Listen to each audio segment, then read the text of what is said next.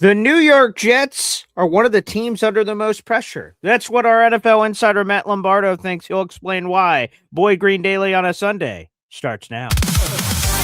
Oh my gosh, it's morphin' time! To me, talking New York Jets is my superpower. Boy Green Daily starts now. Wow! Boy Green Daily, Boy Green Daily, Boy Green Daily. We're talking just football, man. Boy Green Daily, Boy Green Daily, Boy Green Daily.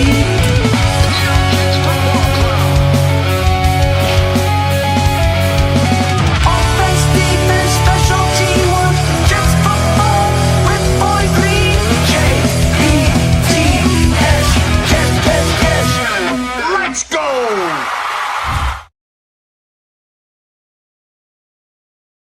Esden Jr., a.k.a. Boy Green. I'm the New York Jets digital reporter for Heavy.com. Welcome to Boy Green Daily, a daily New York Jets video show, also available wherever you get your podcast.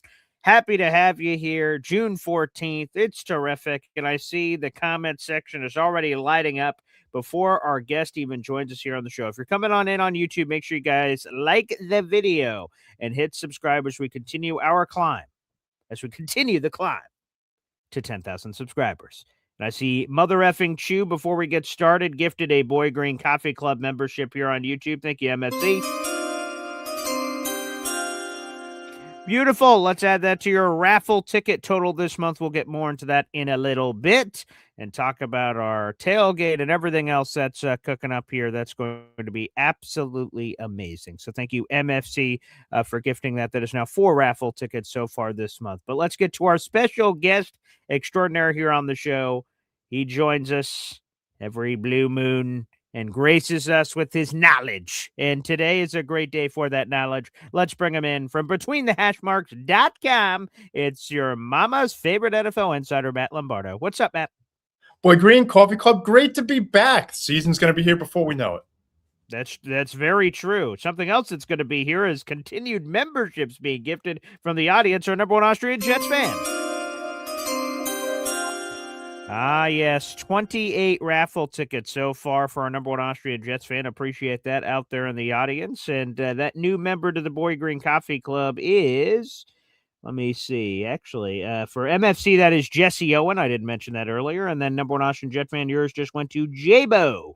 You're now a member to the Boy Green Coffee Club. Shout out to our number one Austrian Jets fan here on the program. So, Matt, I think I know why you say, and we're going to get into it for the whole show, that you believe the Jets are under the most pressure. I believe I've cracked the code. I believe I know why.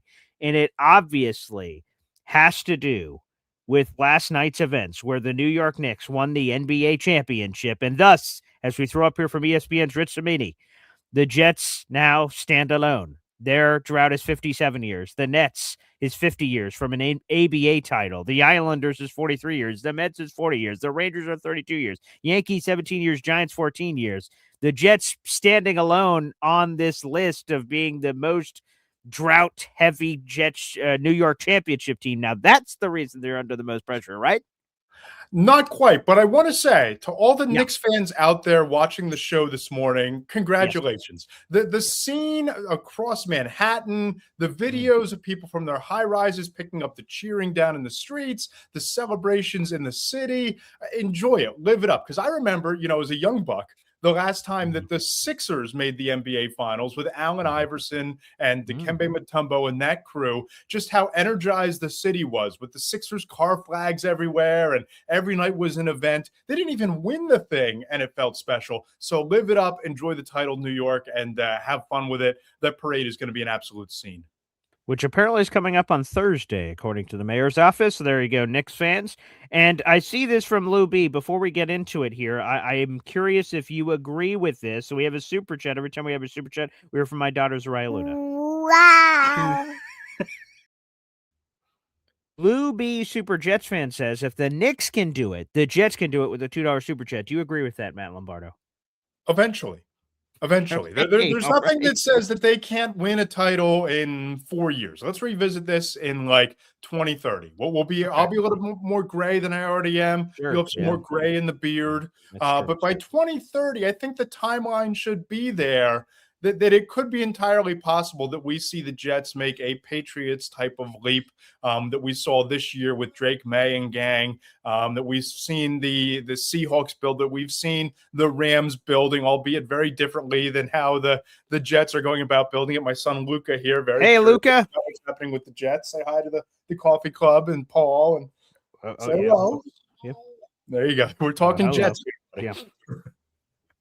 Which is much appreciated. So thank you. Sorry, Luca, you disappeared behind your dad's big name in between the hashmarks.com there. You have to get on the other side there. But I am curious as we now get into this. Thank you, Luby, for the super chat. And thank you for the membership so far. I'm sure there's going to be a lot of Knicks crazy celebrations. I'm not a Knicks fan, but good for you, you nice people out there. I don't know how close Luke is. So what It felt like a little bit of America's team type of situation, didn't it? Sure. You know, during these finals, especially with the comeback in Game 4. Again, Sixers guy down here in suburban Philly, you know, not a big Knicks fan. I was swept up in it. I was swept up in, you know, Taylor Swift sitting on the wood and Marissa Haggerty, you know, sitting next to her, and the celebrities on the wood, and just everybody loving life and the celebrations in the streets. I was all about it, and I'm thrilled for Knicks fans. Yeah, you know, the Knicks for a long time were lovable losers. Like they had done nothing for most of the 21st century. That a random pop of Carmelo Anthony where they had some fun, exciting times, even though it didn't last in long playoff runs or anything like that. So for this team to overcome the odds, the championship drought, Jalen Brunson is this little guy. They say can't be this, can't be that. So you know, and everything for last year. They had gone to the conference finals a year prior, fired that coach, and said, hey, the pressure's on. And, hey, they won the championship. So I guess that was the correct move that ended up happening. So, sure, yeah, there's a lot of love out there, and we do have a lot of Jets Knicks fans out there in the audience. So, again, I'm sure they're going to call in later and share all their love. So that'll be great. Yeah, and as far as the Jets go, you know, I just look at this team and the resources are there. The resources are there for the B to turn around over the next couple of seasons, and that's where a lot of the pressure comes in that I know we're going to be talking about. 100%, and we are going to be talking about it, but the memberships just keep raining from the high heavens. There's nothing I can do. I don't know if we're ever going to get to any topic at hand here, Matt Lombardo, because NC Green is just gifted 5 more Board Green Coffee Club memberships. All right, and let's see if we can play a fun video for Luca. Let me see. What do we got here? Oh, sure. Here we go. It's Jets, Jets. I love Fireman Ed, too. I'm sure Luca's still young enough to be influenced. There you go. 5 memberships from the Boy Green Coffee Club. Thank you.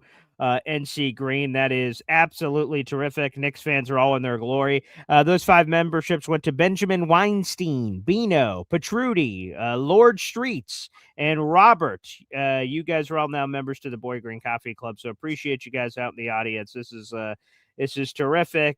God bless America, and here you go. All you Knicks fans out there, really. Robert Whitaker, by the way, that coming in. But like I said, it's like impossible because I don't know how we're going to get into any topics here because JR327 just gifted 5 more Board Green Coffee Club memberships here, Matt Lombardo. I feel like I'm under pressure. We have to deliver the greatest show of all time to live up to all these memberships.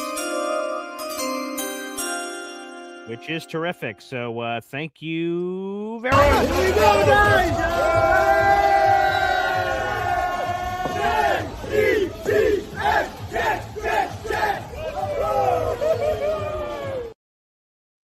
All right, I'll read out these memberships and then we'll get into the topic at hand here. We've got Jay Canigo, JC, Kenneth Klager, DZ, One Sean C. You guys are all now members to Boy Green Coffee Club. Shout out to JR327. I'll be watching, speaking of sons, I'll be watching the game with him and his son, Jets Packers Week 2 live at MetLife Stadium. Appreciate the invite. So that's terrific, JR327. And there you go. That is beautiful. So, Matt, crack the code here. You believe the Jets are one of the NFL teams under the most pressure in 2026. Why?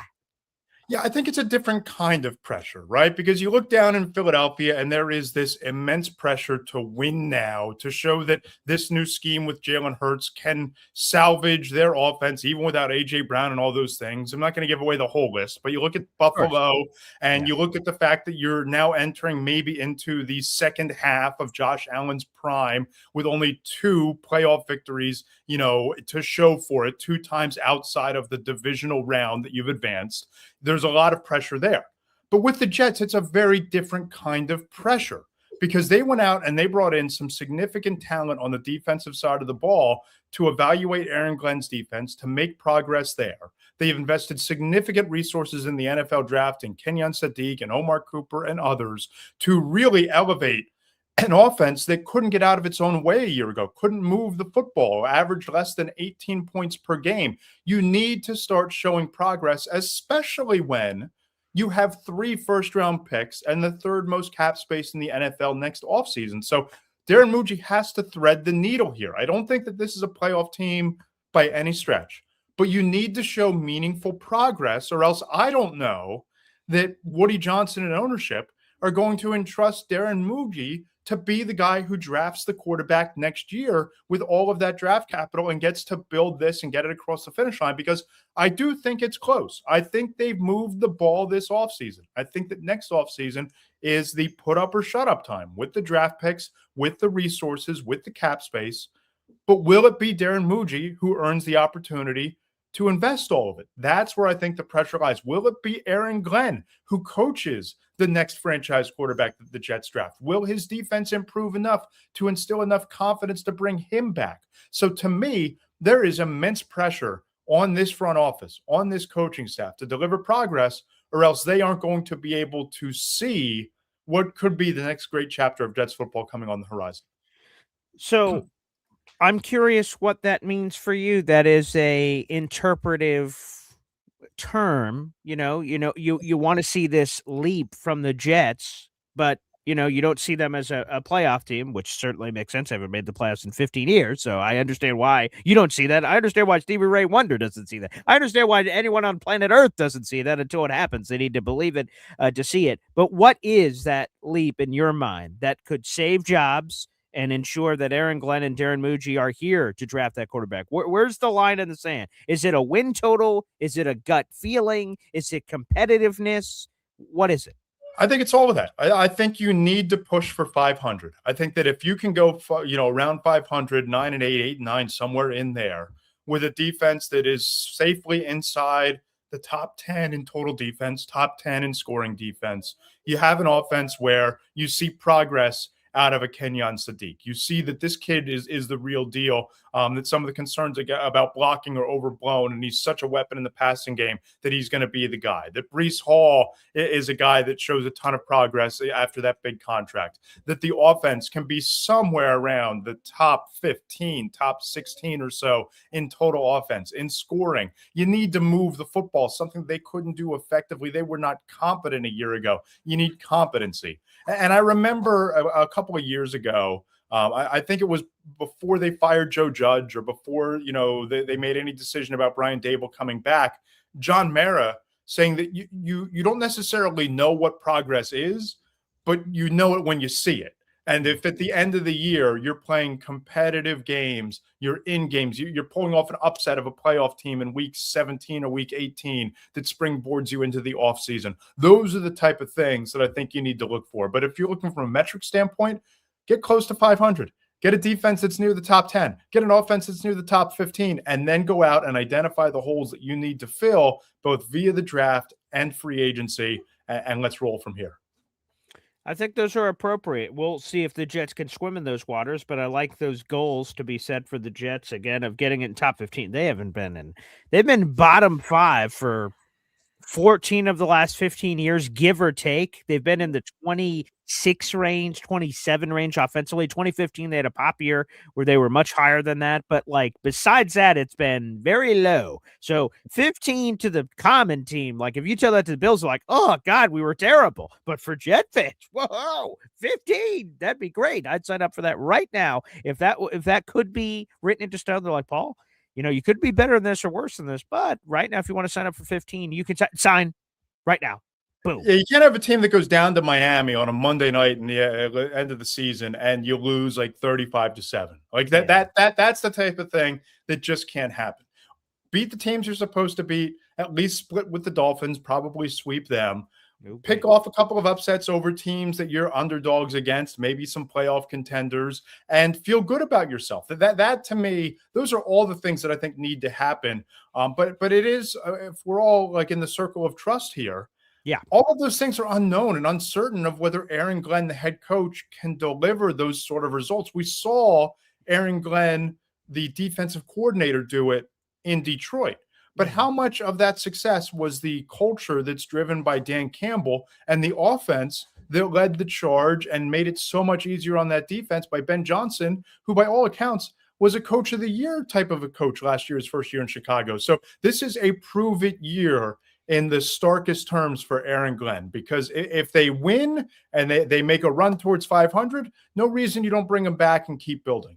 But if it's another slog, if it's another struggle, I don't know how long the leash is past like Thanksgiving time. If you think you're going to move on and start fresh next year. Yeah, that's the thing for me. Last year was just so devastating to start off 0-7. And you see 0-7, you're like, wow, the Jets must have stunk. And there was just all these close games. They lose to Pittsburgh. That one's unfortunate. Miami, they ended up coming back and they were in the mix for, but they lose. Tampa, certainly, where, they had a blocked field goal and temporarily had the lead just under 2 minutes. And then their defense allowed Baker Mayfield to orchestrate a last-second drive to beat them. So there were games that were close, but close doesn't matter if you lose. 0-7, it didn't matter. Oh, but there was possibly a no. 0-7 is 0-7. So this year, same thing. I don't want to get cute and say, "Oh, wow, they were really in the conversation," but they're 0-5. Like, no, they have to find a way to do it. So hopefully they can, Matt, and just be engaged, just be in the conference, not be immediately out of it, as some people are talking about in the comment section. That's the devastating blow that seems impossible to come back from. And the roster's better, right? I mean, I had an NFC executive tell me that he is not bullish on the Jets because he doesn't think that they have a good quarterback. Well, the quarterback is competent, right? I don't think you know what you're getting with Geno Smith. You're getting a point guard, to borrow the terminology from earlier and what the Knicks have been able to do in the NBA Finals. You have a point guard who can spread the ball around to a Garrett Wilson, to a Kenyon Sadiq, to an Omar Cooper. The two of those guys weren't here a year ago, and they're rookies with immense upside. You look at the defense. I am so bullish on Joseph Asai and what he adds to that pass rush. With Will McDonald there. I thought he was a rising star in Cincinnati. I think he takes a big leap in this system. You bring in Minkah Fitzpatrick. You bring in DeMario Davis. That elevates the floor. Can it raise the ceiling? Who knows? But you cannot be as bad as they were a year ago and expect for Aaron Glenn and maybe not even Darren Muji to be back. But the talent is better. The roster is better. So I don't think 0-7 is in the cards. And I think that if they don't push for 500, I think it is time that you blow it up and you bring in a fresh voice that has all of the resources. And this will be a really coveted job because you're going to have 3 draft picks to go get a quarterback. You have all that cap space. You have all of this young talent over the last couple of draft classes. So whether it's Aaron Glenn getting the job done or the job coming open, I think Jets fans have to feel really excited about 2027. We haven't even kicked off in 2026, but I'm bullish. I am really bullish about this situation going into next year. So let me ask you, you say, you think Geno could be competent, which, by the way, I agree with. I believe so. I'm sure there's a bad taste because he was the starting quarterback of the team that ended up with the number 1 overall pick. So and he led the league in picks. He was the most sacked quarterback last year. I get why people would be down on Geno Smith or would choose not to believe. But when you say competent, do you think he could be a top 20 quarterback? Top 25? Do you want to put a number on it? Where do you swim, Matt Lombardo? Yeah, I mean, if you could be top 25 in yards, top 20 in touchdowns with Garrett Wilson and Sadiq and Cooper, you feel good about that. You're not moving forward with Geno Smith. I mean, he's a bridge. He's a bridge they hope is to somewhere, right? You hope that Geno Smith is a bridge to somewhere. It's just a matter of who's the guy going to be next year. But I don't think it's going to be one of these things where, oh, goodness, you're looking at Justin Fields and you can't throw the ball 20 yards down the field on the perimeter, we're going to have to bring in the backup or the third string. There's going to be competence because Geno Smith has been there before. He's done it before. It's just a matter of temper the expectations just a bit. You're not going to get a top 10 quarterback. You're not going to be excited about watching a rookie coming in that you're seeing glimpses of, and maybe he's going to be the guy in the future. Just get through this year, raise the ceiling, make the talent around you better, set the stage for the 2027 rookie to walk into a turnkey situation. Which, again, we can only hope from the sweet Lord above. By the way, Matt, give a quick plug here. We're speaking with NFL Insider Matt Lombardo here on Boy Green Daily. If you're just joining us, like the video, hit subscribe. We're streaming live on Facebook, YouTube, and Twitter. We're also available on the rewatch on YouTube. It's on demand immediately after the show is over. And, of course, the audio-only version of the podcast, which is available on Spotify, Amazon, Apple. You name it, you got it. We are available there thanks to the Believe Network, BLEAV, for supporting the show. So, Matt, betweenthehashmarks.com, give us a juicy plug here. Yes, we're running a great special through the month of June. Save 10% off your subscription forever, whether that's a monthly subscription, an annual subscription, and you don't just get your monthly subscription or your annual subscription to betweenthehashmarks.com. You also get 6 months free of Mike Tanier's Too Deep Zone. So you get 2 NFL newsletters for the price of almost one. And Mike is tremendous. He is, for my money, the best storyteller in NFL journalism. He seamlessly weaves deep analytics dives with dad jokes, superhero analogies and comparisons with some of the most in-depth, experienced reporting and analysis you can only get from someone who's covered the sport for 25 years. So you get Mike, you get all of the insight and intel from me speaking with executives and coaches and players around the league. You get 6 months free of the Too Deep Zone. You get betweenthehashmarks.com for 10% off. And you get the podcast every Tuesday, mailbag every Friday. And every Monday, you get the 4 Downs column, which if you read Peter King back in the day, Peter's a subscriber. We have the all-encompassing Monday 4 Downs column every Monday. It's appointment reading. You don't want to miss it. Yeah, absolutely love Peter King, and his was appointment reading every week, so 1,000%. So I'm not surprised he's subscribed, and so should you out there in the audience. Again, betweenthehashmarks.com. Matt, recently, and you have all kinds of columns and podcasts on betweenthehashmarks.com. I was titillated. That's a word that doesn't get used enough, Matt Lombardo. I was titillated when I saw, wow, top 5 AFC East players. Well, okay, let's go. How many Jets are going to be on this list? Matt, how many Jets were on that list? My list, unfortunately, none. Garrett Wilson just missed the cut. He was number 6 on the top 5 list.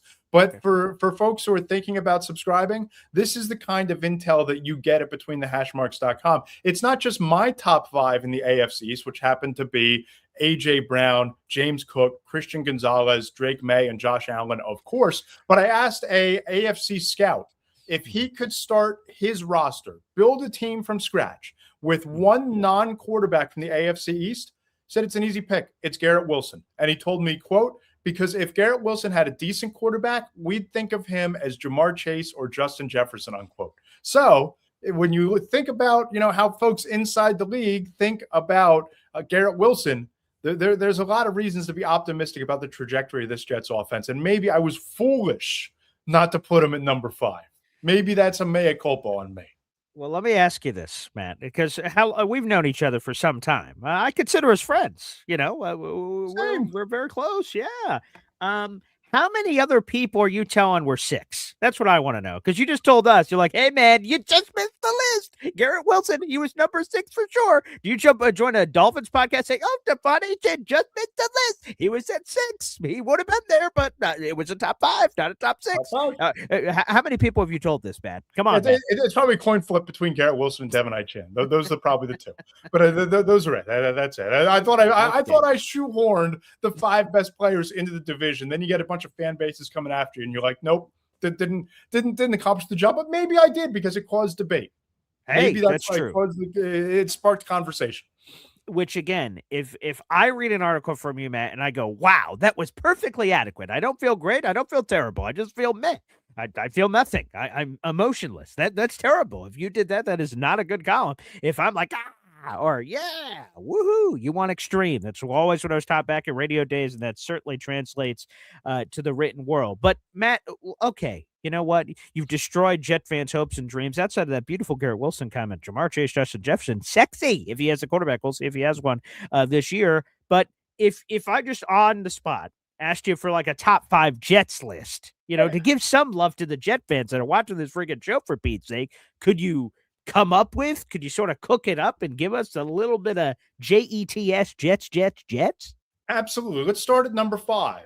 Okay. We are Olu Fashanu. I think he makes a lot of Nice. progress. You're going to need him to. He might not be one of the top 5 best Jets players. He's certainly one of the top 5 most important Jets players going into this year. And in a roster that's relatively thin, importance matters. Number 4. Whoa, Matt. I apologize. I should have been getting my voice guy here. Let's get our bang for the buck. So first number off, 5. Okay. And then let's number go. 4. Let's go Minkah Fitzpatrick here. We're flipping it around in my own head. I had him a little bit lower on this, higher on this list. Let's move him back just because of age, just because of let's see how he lands on his feet in a new scheme. Decently important position, but not the most important position. Minkah Fitzpatrick checks in here at number 4. Number 3.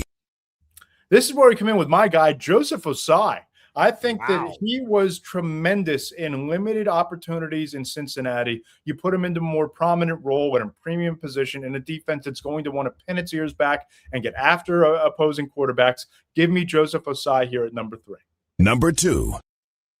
Breece Hall, no-brainer here. Running back, 1,000-yard threat. Could be a double-digit touchdown producer. He's whole and happy after the contract. So all of the acrimony about will they trade him? Should they franchise him? What's going to happen? That's all behind him. Breece Hall is a centerpiece of that offense and very important to what they do and a damn good running back. He checks in at number 2.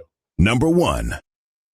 Who am I to argue with an AFC scout? Who am I to argue who says that Garrett Wilson could be Justin Jefferson or Jamar Chase with a decent quarterback?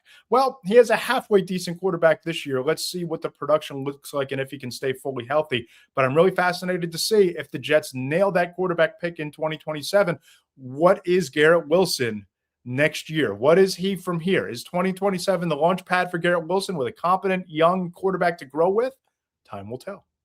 Well, I'll tell you guys this, perfect timing on that number 1 from Matt Lombardo. I dropped a column this morning that Garrett Wilson is set to break Jets records this season if he just has the same kind of year he's had 3 of the last 4 years. And if he has a better year than that, which, again, if Geno is an upgraded quarterback like we all think, then perhaps he could get to another level. Maybe we'll spend a Boy Grade Daily episode this week getting into the history books and explaining what kind of ground he can make up. So I absolutely love that. And yes, G-Dub to me is unquestionably numero uno. And again, hopefully we could get some more respect around the league. But it is interesting to hear that there is some respect, even though the overall, if I just ask random people, hey, Garrett Wilson, like, Garrett Wilson.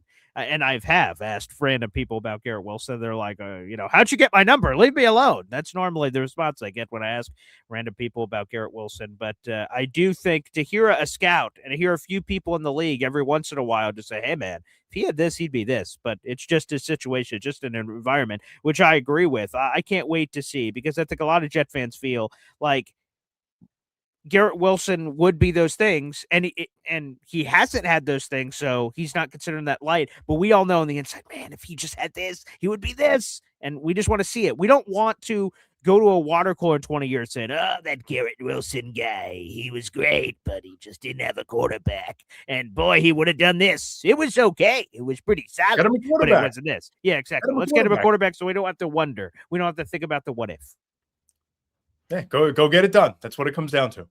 100%. Well, Matt, I want to thank you so much for joining us here. And my last nugget, I guess, here is we'll tie it back to, again, Nick's Jets, where we started all this for all the crazy Nick bastards that are going to be calling into the show, no doubt, after a 53-year championship drought. For fans that swim in both waters, there are a lot of Jets and Knicks fans who have been calling in throughout the entire NBA playoffs and interacting on the show, and I'm sure we're going to hear from some in just a little bit here. There's been some of those fans saying, if what Luby sent in is a super chat, if the Knicks can do it, the Jets can do it. The seal is broken, is how NC Green in our comment section talked about it earlier. Look, being in the town and seeing a championship team that had a long drought and had been made fun of forever do it should inspire you as a Jets team to say, guys, we can do it. Should people be making those connections? Should people be saying, hey, look, James Dolan was a terrible owner. Look, they overcame that, won a championship. So who cares about Woody Johnson? We should be able to do it. Like, should those connections be made, or are they just two completely separate things that have nothing to do with each other?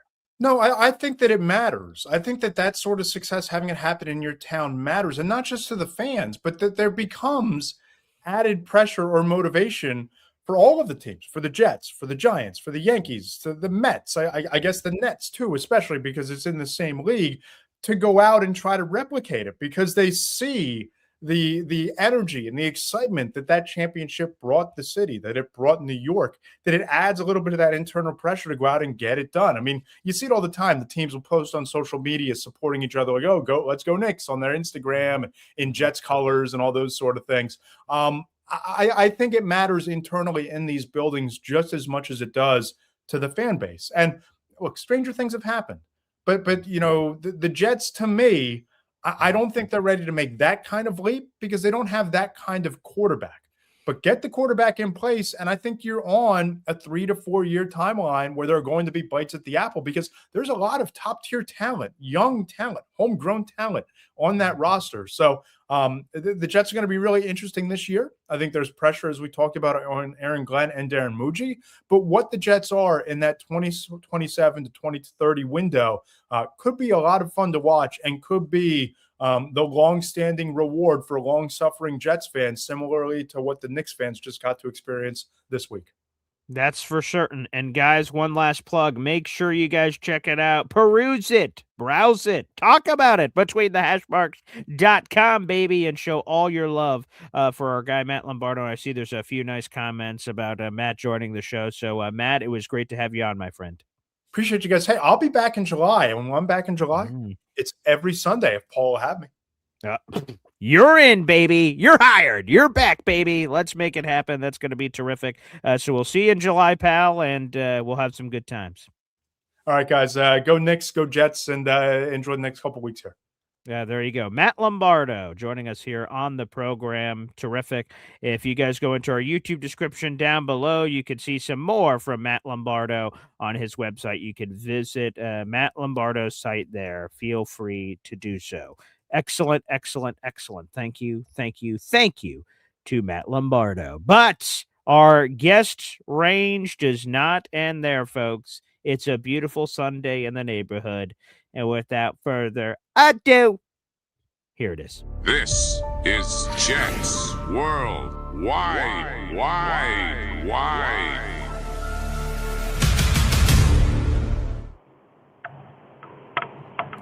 Here we go. In all their Knicks glory, we have Snowball. We have Johnny Boy of the Jets Worldwide crew. Snowball, good morning. Good morning. How are you? Happy Flag Day. I want to start off by saying Happy Flag Day. It's Flag Day, everybody. So it is. Happy Flag Day. Which second means to that, of course, is the New Happy York Knicks birthday. victory. No, the New York Knicks victory. I'm kidding. Yes, of course. Happy birthday, Johnny Boy. There you go. Flag Day. Happy birthday. We love Welcome in, Johnny Boy. Good morning. Thank you, Boy Green. Can you guys hear me okay? You sound a little weird. Where are you? So I'm actually in Florida. I was able to enjoy this actual win with my aunt, my cousin, 53 years. Yeah. 53 years. It is. I haven't slept. We've been all up. We've not slept at all. We've been up. I've been texting people since the morning. I don't know if I'm coming in okay, but I got my setup. It's a little bit different today. You do. Here. Yeah. So, yeah, you sound great. And I will tell you this, Johnny Boy, and this is not made up, okay? So I'm at the radio station last night. I sort of watched the first half there, finished my baseball work with the Syracuse Mets, watch the first half. All right, jump in the car, whoop, come back to Oswego, and then I get to watch the second half, hear the finals. And we're all on this weight loss kick, me and my fiance. So we're using the treadmill. We're like taking turns to use the treadmill while we're watching the finals. And she's like, basically, I don't give a flying hoot about the Knicks. Like, screw the Knicks, basically. And she was, quite frankly, openly rooting for the Spurs.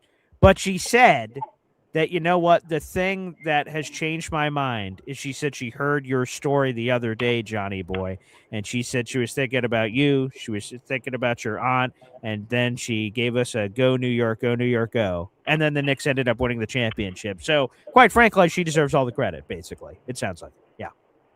I'm in loss for words. I think that to all the OGs, to all the new fans, to all the individuals that every single game series that the New York Knicks played this final, this season, we were told it's not going to happen. To be told that, Jalen Brunson was never going to be that guy. Hart was just a journeyman essentially, right? You got Bridges, and you guys gave up too many things for those picks. Mitch Robinson, what is he? Question mark. Sure. All these guys that put this team together, man, just for them to win it and to finally see them show emotion was amazing, because every single time they were asked, how does it feel to be, 2 of 2 games? It doesn't matter. It's still 0-0 right now. We haven't won anything. We need to go back into business. That this team embodies, what the diehard Knicks fans been wanting. Now, can we pump our chest up and talk a lot of trash right now, a lot of shit? Yeah, with a fucking chance, okay? We are the champions, okay? And it took 53 Long years time to do this. And to be here in Florida, see this with my aunt, see the smile on her. I tell you guys this amount right now, man. I was in tears, man. Bro, and just crying, seeing her, just tears. And it's not tears of of being sad. It's just the joy of her seeing this. My cousin over here, just us having a moment together with a team that brought somebody from another country, okay, to be able to learn the English language through broadcasting, through the commenting, through the radio. Ain't nothing like it, man. And this championship run is gonna be there forever, dude. And it's immortality, and they've done it. Now it is the Jets' time.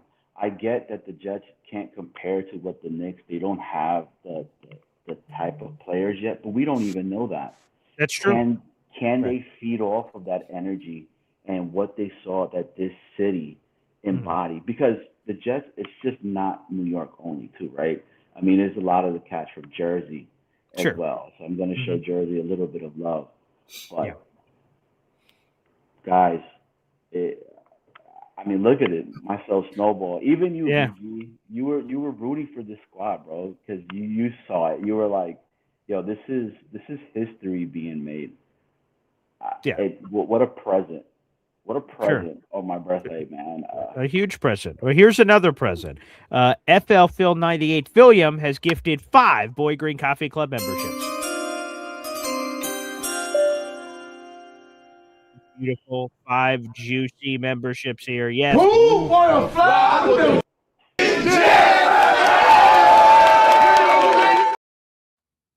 Now, Johnny Boy or Snowball, I don't know if either of you are in a position, so I will read it for you.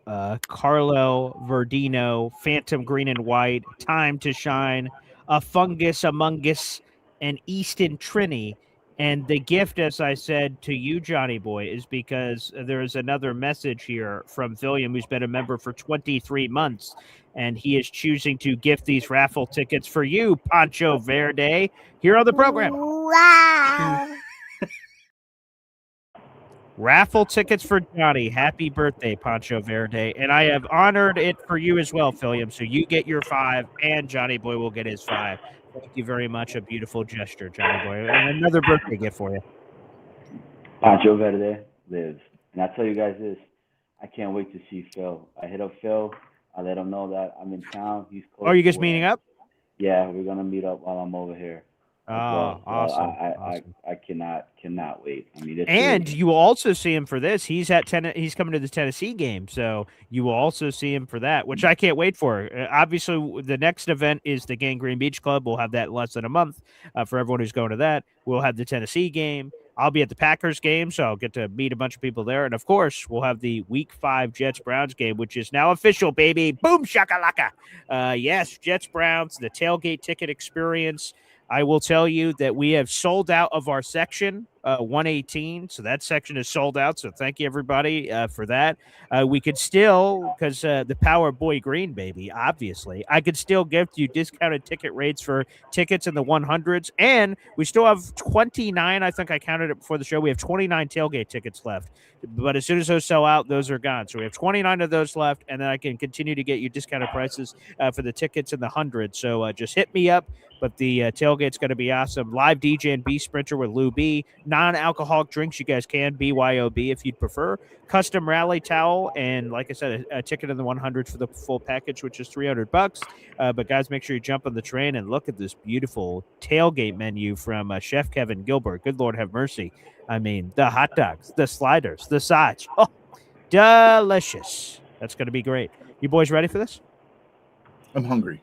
I am starving. Too, I haven't had breakfast yet, and now I'm looking at this. Yeah. And, and if you have not found out where you're going to tailgate before the game for the Browns, join Boy Green and us at the tailgate. It is going to be amazing. If not just for the food, but for the company, right? Because we love you all. Come. I'm probably there for the food. I'm going to be honest. Those pictures on the right side are actually from Chef Kevin Gilbert. He took those pictures at his restaurant, and I incorporated them into it because I wanted you to see actual food. That's not just generic, whatever generic random food for the internet. That is the EZD, which looks delicious. That is my BG Sunday tradition of the BBQ barbecue slider, which is great. So, oh yeah, that looks delicious. So I'm there for the food, but it'll be great to see everybody too. Yeah, he's a Renaissance man. Like, he can cook. He's a photographer. Yeah. He's a photo stylist. Clearly. He's a gigantic Jet fan. Yes. Like, everything. Man, what does Kevin not do? I don't know. I haven't figured that out, and I don't know if I want to ever figure that out. So, again, the food will be catered from Chef Kevin Gilbert. And subscribe to him and his son's YouTube channel, at Fastest Food Reviews. They just passed over 250,000 subscribers. So they're killing it in the YouTube game. Yes, sir, Johnny Boy, in the front row. Yes. And Chef is a giant Knicks fan as well. He Another is. individual that I was talking at 4 o'clock in the morning, and we're over here giddy as anything because the New York Knicks are your NBA champions. Okay, so BG, did you hear that today, right? Real quick, I don't know if I'm allowed to show this, but I'm about to break the rules here. So speaking of your crazy Knicks, let me go to this guy. I thought he only sent you that picture. I thought he only sent the picture to me. Not a picture, video, but appreciate that.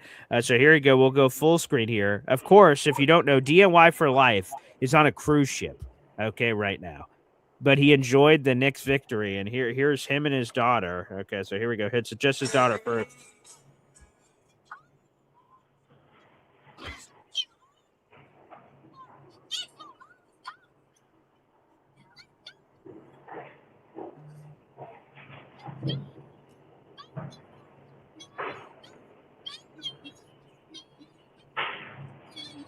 There you go. There is a DIY for Life and his daughter, who, by the way, will both be, of course, at the tailgate as well. So I was getting all those texts at, what time was this in the morning? 1 a.m. So thank you for those. Beautiful and great. So, everyone is all in love. And shout out to Imam G. She's here, a member for 22 months. Incredible. Wow. Good morning, Coffee Club. The Coffee Club, the Espresso Club, we're all celebrating. I'll just say this, okay? I'm not a Knicks fan. I did root for you crazy bastards out there. And it's cool seeing, like, all you guys crying out there, all the videos of getting emotional and like, damn, man, we did this thing. And I know no one's going to care about the next thing I say. But on top of my Jets fandom, I'm a Celtics fan and a Red Sox fan. And I've been able to, as a, however old I am, 33-year-old, I've seen 2 NBA championships for my team. I've seen 4 World Series titles from my team. So I've won all these championships. So my teams have won. But it pales. It's not even in the same ballpark. It was celebrated. It was cool with my family, but it's not the Jets. The show that I do every single day for them to win a Super Bowl. I'm going to be in the fetal position. I was not crying for the Celtics one. I was not crying for the Red Sox one. It was cool, but the Jets, I don't even know. I can't even project the emotions that I would be giving because it's just different. And in my sports pie, 100% is Jets. And oh yeah, if there's extra 100%, it goes to these other teams. It's just all Jets. So I can't wait to see the Knicks fans that are so passionate. To me, that it's like, oh man, I can't wait when I have that moment with our Jets. That will be pretty cool. Johnny boy. Hey, BG, with all due respect, I appreciate when you say with all due respect, and then you can then say whatever you want. So proceed with those rules. This is the Jets Worldwide takeover, right? It is, yeah. Oh, okay. So do you even have to raise your hand if it's a Jets Worldwide takeover? Shouldn't I be raising my hand? No, I just wanted you to just, be and have your undivided attention when I say this, because I feel like a lot of people are going to appreciate this. But fuck the Celtics and fuck the Red Sox. Okay. So just letting you guys know. That's all. Jay Reeves, whoa, what with the all due hell? respect. Of course, I heard that. I heard that at first. I had almost forgot it when you said the next words, but I appreciate you reiterating it. So thank you. Your microphone had kicked out. Your microphone had kicked out like for, I don't know, it was like maybe 10, 15 seconds, and all I heard was like, nah. And then it was like, oh, wait a minute, and Jets, blah, blah, blah, blah, blah, right? So, okay. Mm-hmm. NC Green says, BG, you're ruining this. You're ruining it. You ruined it. Ruined. I'm so sorry, but there you go. And Sharon, by the way, wishes a happy birthday to you, Johnny boy. She's been a Knicks fan since 1967, so she saw 70, she saw 73, and now she gets to enjoy it after that long drought. So big salute to Sharon. Big ups. Hey, thank you, Sharon. I appreciate that. I mean, and you kind of hit it, Boy Green. Like, I believe in things happen in threes. Okay. So that's my belief in that. And the number one right now is the Knicks. I think number two is probably going to be it's my cousin, my aunt, where I'm doing right now. The World Cup is playing right now, and the team that we are rooting for really well is the Ecuador national team. All right. Shout out to Ecuador. So they play tonight. Okay. Who do they play? Okay, the Ivory Coast. I think, look, they might win the chip. All right. And then the next thing that follows that is the green and white. Okay. I don't know what I'm going to do if that. What do I do with my hands, right? Like, at this point, I don't even know if the green and white, the New York Jets, get us to this point and we're here and having all the emotional ride that the Knicks have put us through. Let's go, man. I mean, and BG, I have to, for something that there might be a comparison to, I'm going to have to bring up one of your teams, okay? All right. Is the Sox. I mean, forever and a day. The curse of the Bambino. Right? The Sure, curse right. of the Bambino. And then to see how it happened and the way you guys did it to win it. 2004, right? Yep. Mm-hmm. I mean, it's one of those. I mean, maybe compare it for New York, maybe with the 86 Mets, maybe the 94 Rangers, and it is something right now that is happening within this tri-state team, which is the New York Jets, now the New York Knicks winning the championship, that everything is starting to align, and you're seeing it. Boy Green, Snowball, we had this feeling at the draft, okay, and we kept saying it, and we're still saying it, like, yo, something feels different this time around. I don't know what it is. I mean, look what Matt was talking about, right? Yeah, I get it. He said, don't temper your expectations, essentially. But why not? Why can it not be the Jets? Why cannot the Jets be that dark horse, that surprise team that could potentially, and I think they will, I'm not even going to say potentially, I think they will. They're going to shock the entire NFL. They have the players. Okay, now they have the talent that's there. I think the coach that we have in place, the coaches as a whole, can do it. So you getting these guys. Westhoff has come into practice. Rex Ryan coming to do. Seth Ryan trying to not cry when asked about what it means to him. Like, there's Yes. guys that are here, right? Dunbar, Alfredo Roberts. Look at Sure. the accolades that these guys have, and it's not being talked about enough. And dude, maybe it's because it's my birthday, BG. Maybe because the Knicks just won that I'm at this insanely high feeling right now. But geez, dude, like the green and white, they start to win. We're in the playoffs. Let's go. Mikey Holkant, I mean, DJ Danny, Lou, that we just had on the show. Game day flight crew. Yeah, You know, let's go. Big shout out to them. We're over here talking. I mean, our guy Lou B.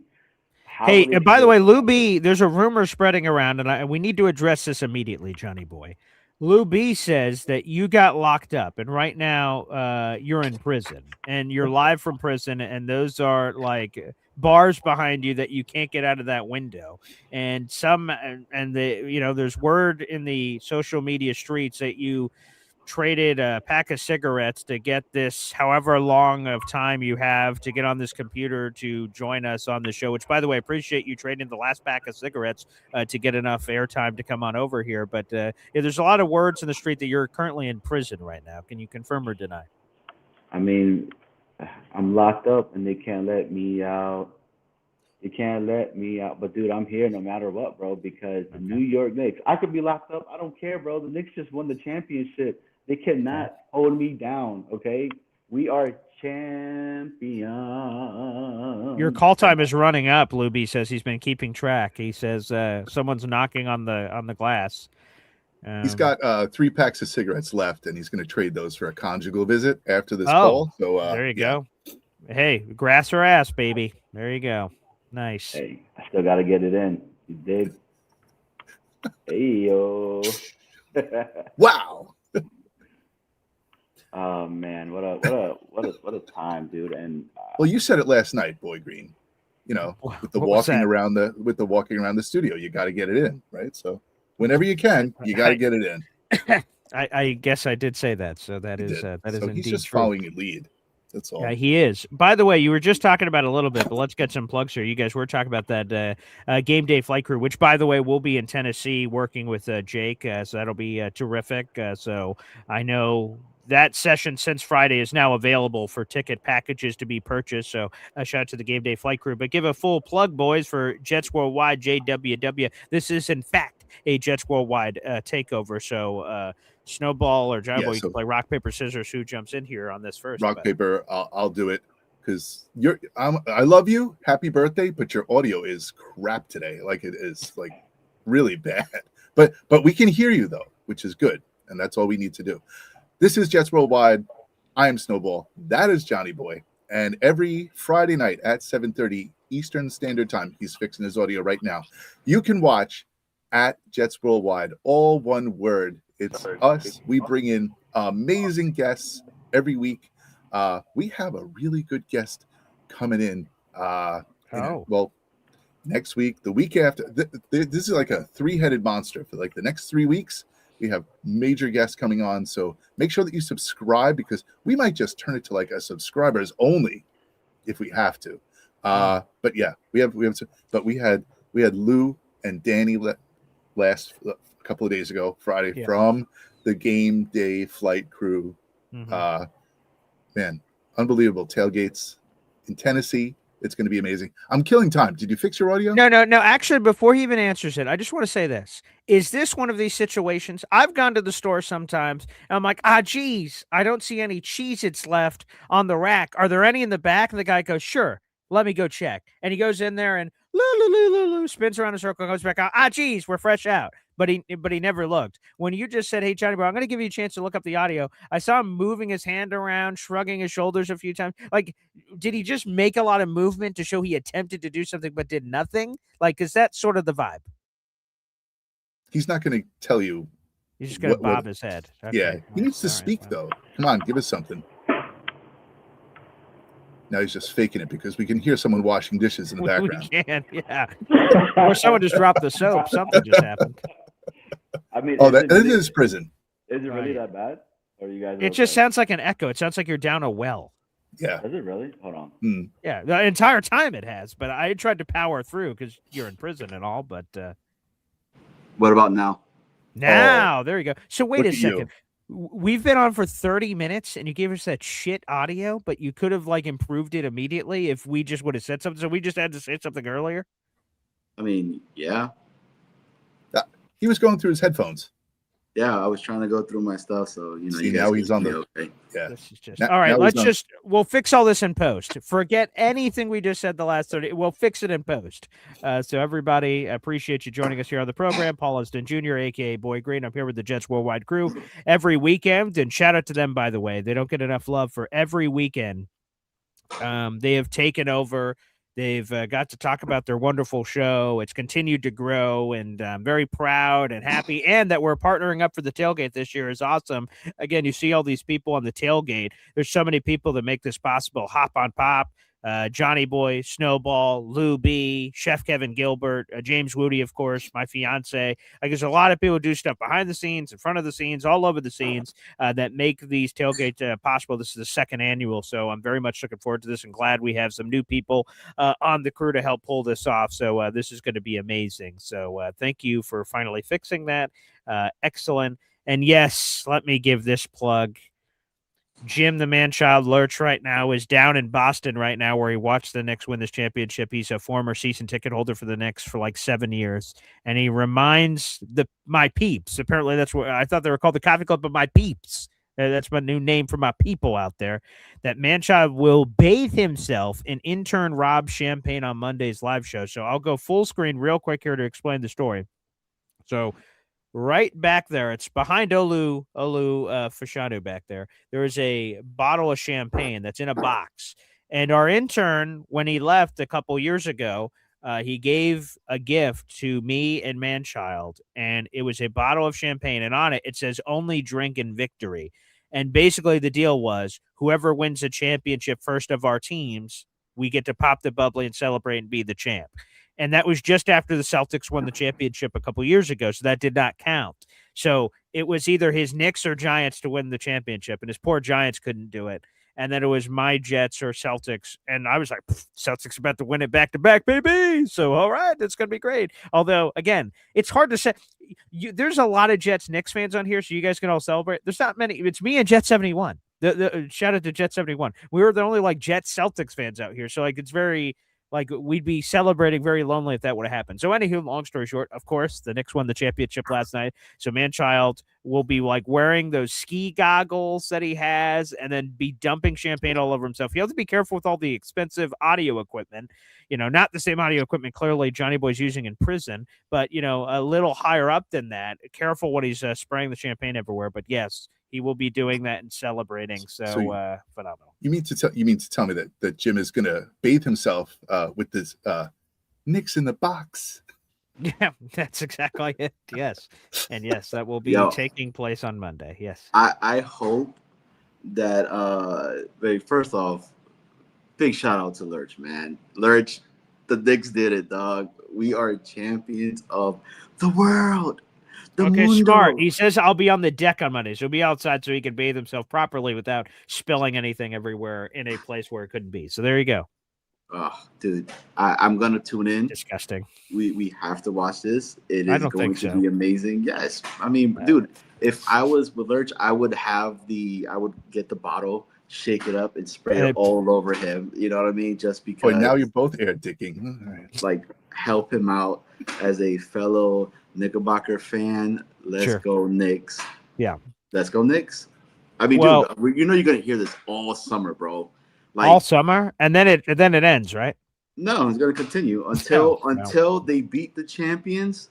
We are the champions. I agree with that, by the way. Let me put that out in the universe, okay? Again, I can't say it enough. I'm not a Knicks fan. But what I will say is, for any league, the Knicks just won the championship. They should be number one of the power rankings until forever time. I'm sure ESPN dropped an NBA. Oh, here's immediately the power rankings for next season. I'm sure the Knicks are not number one. I'm sure they would have put the Thunder or something crazy on it. Or the Thunder, which is not crazy. They're really good. Or some other team. But to me, you always put the champ. Ric Flair. To be the man, you got to beat the man. Woo! So the Knicks, to me, should be number one of the power rankings. The Seahawks, they're the champs. They should be number one all the way through until they're, once we get to the season, that can change, I guess. But, to be the man, you got to beat the man. So I respect that.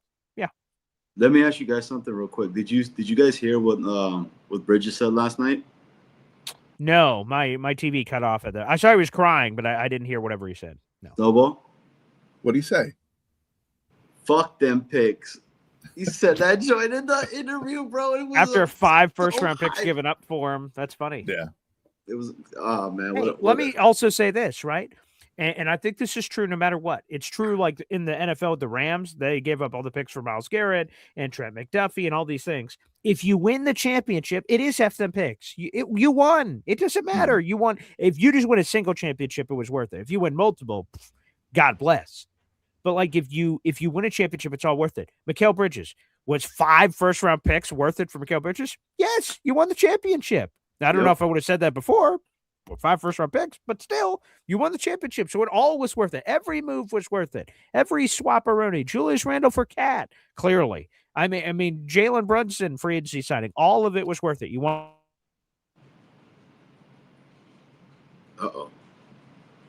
Look, it was so good that he just froze. Yeah, I know he's just by himself.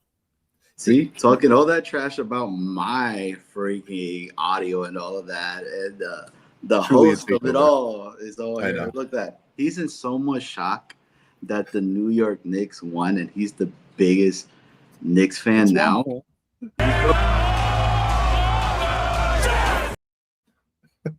right, he's back. Damn it, we could have had a lot of fun with that. Jesus. Anywho, I'm getting this bootleg jail Wi-Fi here from Johnny Boy, for God's sakes. Anywho, is there anything else you guys wanted to get to before the fans? But before the fans? Yeah. There were a couple of things. But go ahead, lay them on me, Snowball. Toss it over to you. First and foremost, again, happy birthday, Johnny Boy. Happy birthday, America. HBD. The other thing is, yesterday your dad said that everyone in that flyer for the tailgate. Okay, let me see. And let's remind everybody about the tailgate. Get your tickets to the tailgate. There's still how many left? How many tickets left for the tailgate? So to the tailgate exclusively, there's 29 tickets, and it is first come, first serve. You guys can DM me on any social media. It's right there, @BoyGreen25, Facebook, Twitter, Instagram, anything. You guys can also DM, like, obviously, if you want to buy the tickets, but also if you just want more information. If something is unclear, you're not seeing something here, you have a question about this, that, or the other thing, I can answer any questions people have. And also email works as well, paulasdenjr@gmail.com. And yes, so you could purchase tickets. The full package is $300. It gets you a ticket in the 100s, the rally towel, all the jazz, the tailgate, and everything. If you just want a tailgate ticket, those are $50 a pop. That gives you the full menu that we showed earlier from Chef Kevin Gilbert. All the food. We'll have non-alcoholic drinks provided and all that jazz, which should be a lot of fun. So again, just tailgate tickets, $50 a piece. The full package where you get a ticket, a game ticket in the 100s for Jets Browns, that is $300, and you get the tailgate ticket and all this other jazz that's on your screen. Yes. So he said everyone looks like themselves except for me. Yeah, I didn't understand that. I didn't understand that either, but that's neither here nor there. Maybe he should get his vision checked or whatever. I know what it is. It's because of the flyer that you and I put on our show.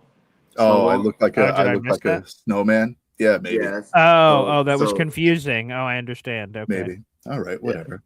That's what that's about. The other thing that I wanted to bring up was let's see, right here. Okay. There. How about Garrett Wilson? How about that Garrett Wilson? Paul. How about that Garrett Wilson? You said everyone's asking me about Garrett Wilson, so I had to say that. I appreciate that. They are. Boy Green about Garrett Wilson.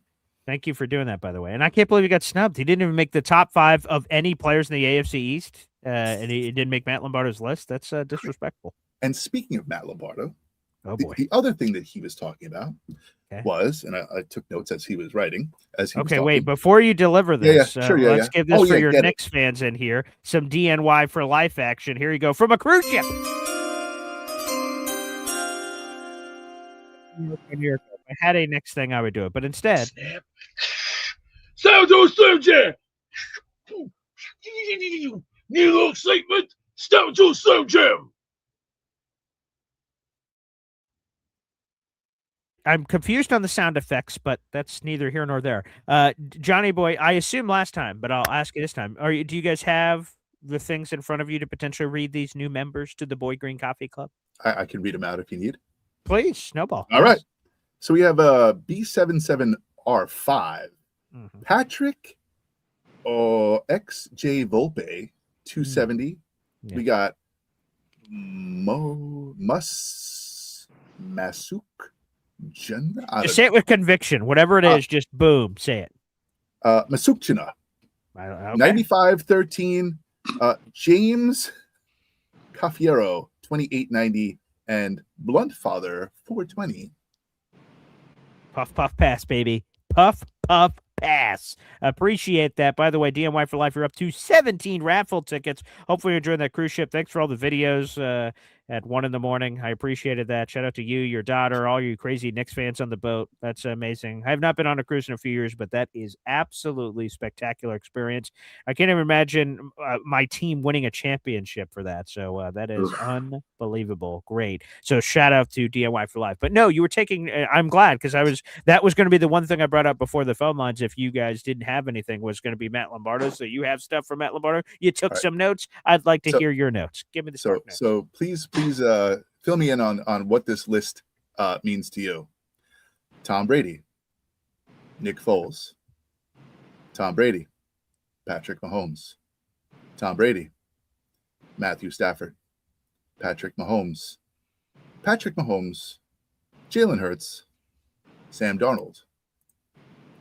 So what is that list? That list is Super Bowl MVPs?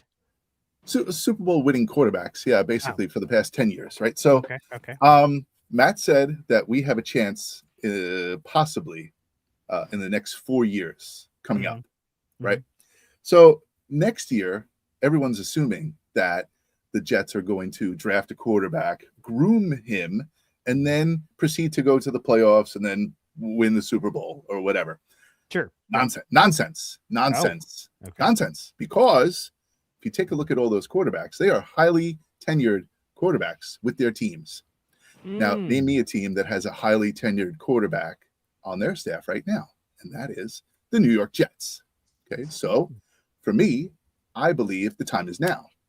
Time is now. What we've done with the team, the additions that we put on, and like Matt said, right, the leaders on defense, the offensive weapons that we have added through the draft, and the veteran leadership that we have in the New York Jets at the quarterback position, no matter what people say about Geno Smith, I believe it's nonsense to think about the future when we have to live in the present. And what the Knicks just did, veteran leadership, right?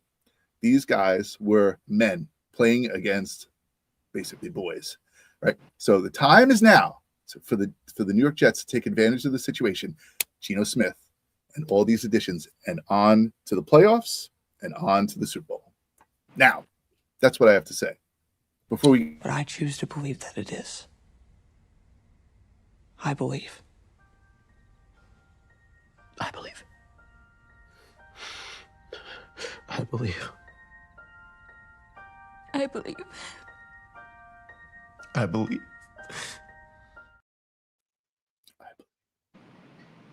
Okay, I believe that was a compelling case, Snowball. Compelling. Yes. It is compelling. And you know what? And what Matt was saying, I want us to be like, just let everybody doubt it. You know, do the Jets have a lot to prove? Yes. They, hands down, they do.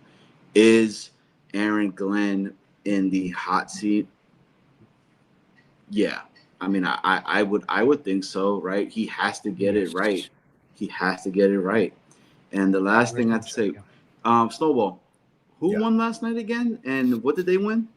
I believe the New York Nets. The New York Knicks. Stop it. The New York Knicks won the NBA championship of the world.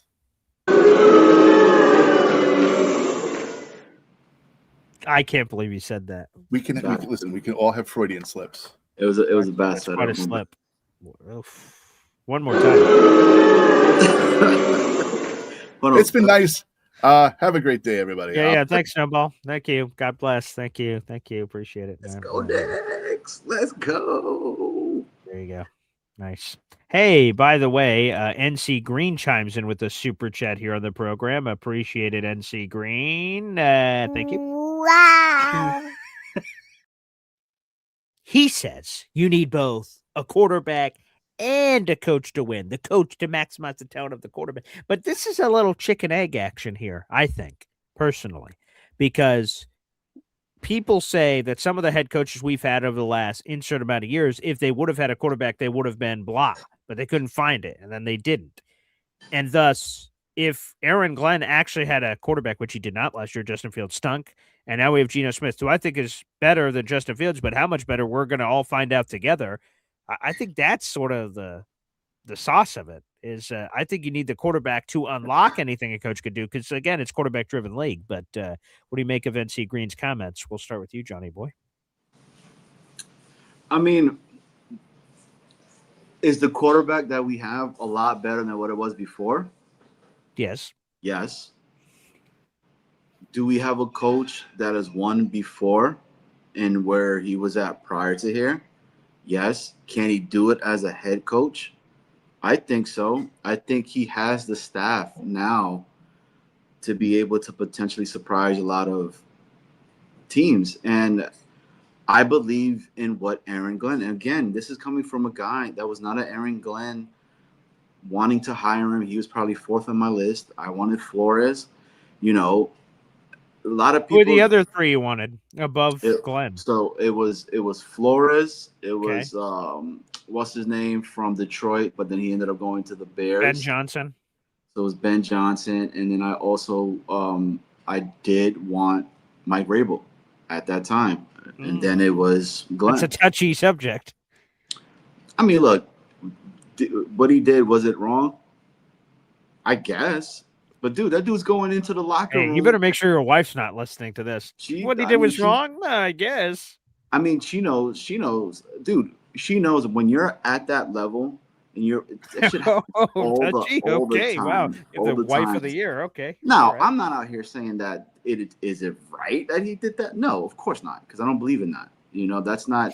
But, geez, like, there's other individuals doing 20 times worse. Like, let me ask you this. Like who? What's worse? The Sorsby gambling stuff or the Vrabel cheating stuff?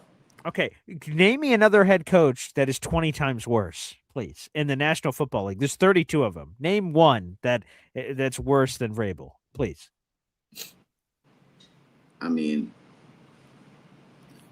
all of us. Everyone, I don't know. That's interesting. Sorsby. You're bringing up some random kid. Hey, look at that. Not so bad, is it? Like what? I don't know. But anywho, all right. So that's fine. I see your taste though. Putting him in your top 5. You were taking over Glenn. Interesting. Noteworthy. Look, I mean, I wanted him. I think a lot of. Yeah. So did Diana. Apparently, a lot of people did. Yeah. You know, hey, dirty what happened, baby. Right. Before we knew what happened, Johnny, everybody, a lot of people wanted Vrabel. So I'm to Johnny Boy's defense, you know, Mike. You're Vrabel in solidarity with him and Vrabel. He was a very interesting prospect for head coach of the Jets. That he was. He was. I mean, shit. When the conversation with Harbaugh, he was out there. You know, of course, it was a legit freaking conversation, and there were people like, no, we don't want what. No, it's a conversation to have. If you got an individual like that, why not? You know, just like when people are like Mike Tomlin, no. Oh, wait, okay, my bad. You know, you guys don't want to talk to Mike Tomlin, a guy that's won, I don't know, he's won every single season. You know, it's essentially always in the playoffs. What are you talking about? You know, but the fact of the matter is we don't have that, and it's Glenn, and I stand with Glenn. I stand on what they are building. Him and Muji are a tandem. They're working together, and you are seeing what, dude. There was people telling us that there is no coach gonna want to come over here. There are no players that are gonna want to come over here. It was the same thing that was said about the New York Knicks. Brunson said it last night. There's a reason why I came to New York. Okay. You got our guy Hart talking about I have a home in New York when everybody else was telling these guys that they weren't good enough. They'll never make it. You know, you'll never be a champion. And look where they're at right now. Enjoying everything that should come to them for what they've done and busted their ass for, man, because every single series they were told, you guys are not going to win it. You're not going to win it. The final, Wemby was going to be the one that was going to take over the game, and you're going to see him kick your guys' ass and all of that. But Brunson came in there, big body Brunson. How many points did he have last night? I think it was close 45, to over 40 something, 45, right? 45, I believe. Yeah. Exactly. Like, this dude is a dog, and like our coach Brown just said, who let the dogs out? And the New York Knicks has some dogs. Hold on, let me ask the crowd over here. Yo, who won last night? Yo, Drewski, who won last night? New York Knicks, baby. There you go, New York Knicks, baby. I heard that. He ignored you at first, which was slightly, off-putting, but he eventually answered you. Yeah, he did. So, Snowball, do you need both a quarterback and a coach to win? I think that's a given.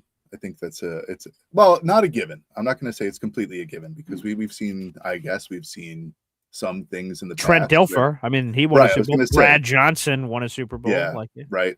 So, like, is it just the head coach? And it's not.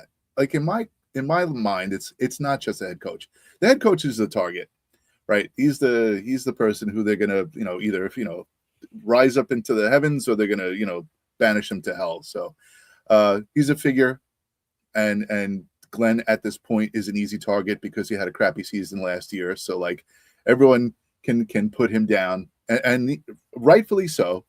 But if you look at what he was cooking with last year, like, hamburger helper, a bottle of ketchup, and maybe like, a spring onion that's been in the fridge for 5 years. Like, you can't make, filet mignon out of dog crap. Like, there was a lot of shit that was on the team. I'm sorry, but there was. He made a sweeping change at the coaching staff. He's brought in all this new talent now. So really, in my mind, Glenn's evaluation really starts this year. I really think that it really is this year. If you see the improvement happen this season, then you stick with them and you keep going.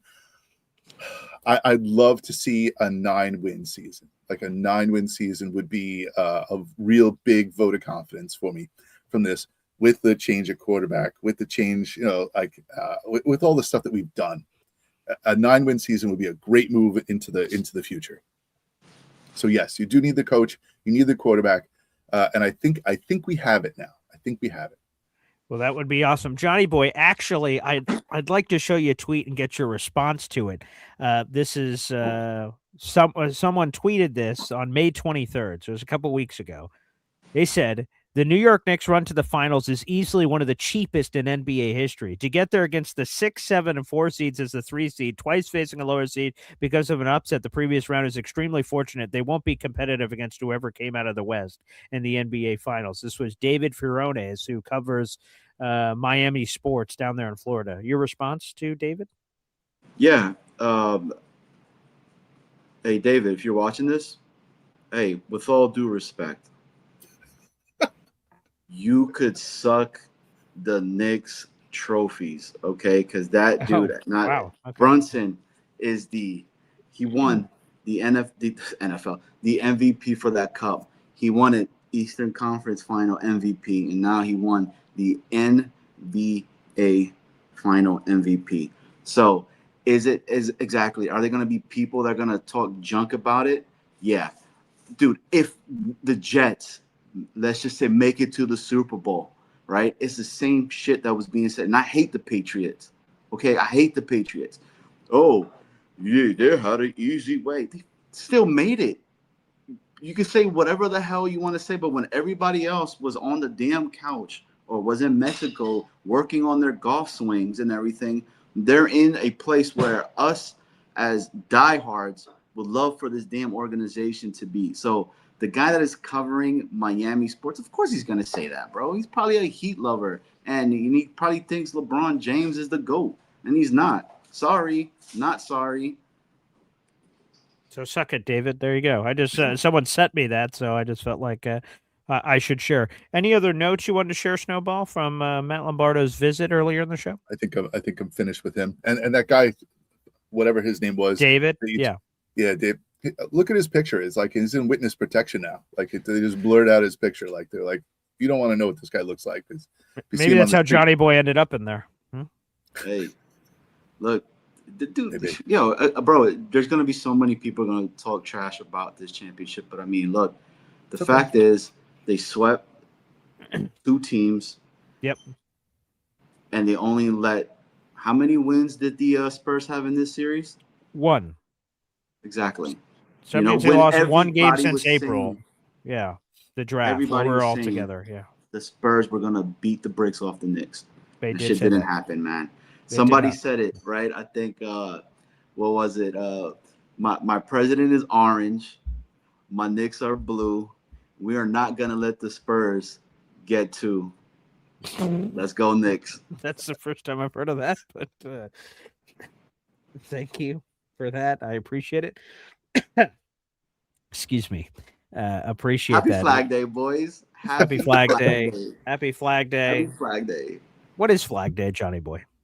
It is when Miss Ross, right, with everything going on, with the temperature during that time, when we as a young and upcoming country needed something to go through the battlefield with flames just bursting everywhere and all of that, made this badass flag that we have it out here. I have it at my house. Is that an Ecuadorian flag or? Hell nah, man. It's the red, white, and blue. Okay. That beautiful flag that waves every single day. USA. Dude, I'm happy as shit to be an American. I'm a proud as American. I love that's this mine. country. I love USA. everything that it's about. Would you say you're titillated? I don't know what titillate means. I feel like I just heard tits. Okay. Well, close enough. Well, everybody, we've got 200 plus people in the room. Like the video, hit subscribe. Appreciate that. Also, show your love for my friends Jets Worldwide. Subscribe to that channel as well. And we'll play a halftime out. And God knows what's going to happen next when the phone lines get open. But let's go Knicks. Here we go. 1, 2, 3.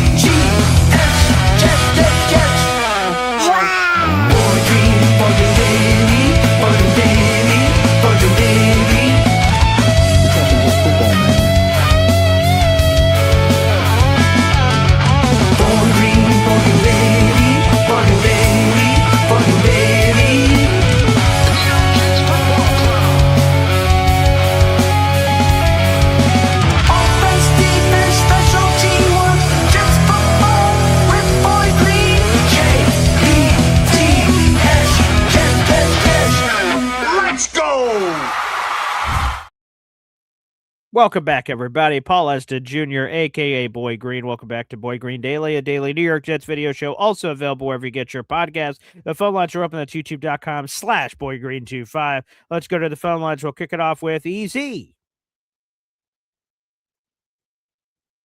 Easy.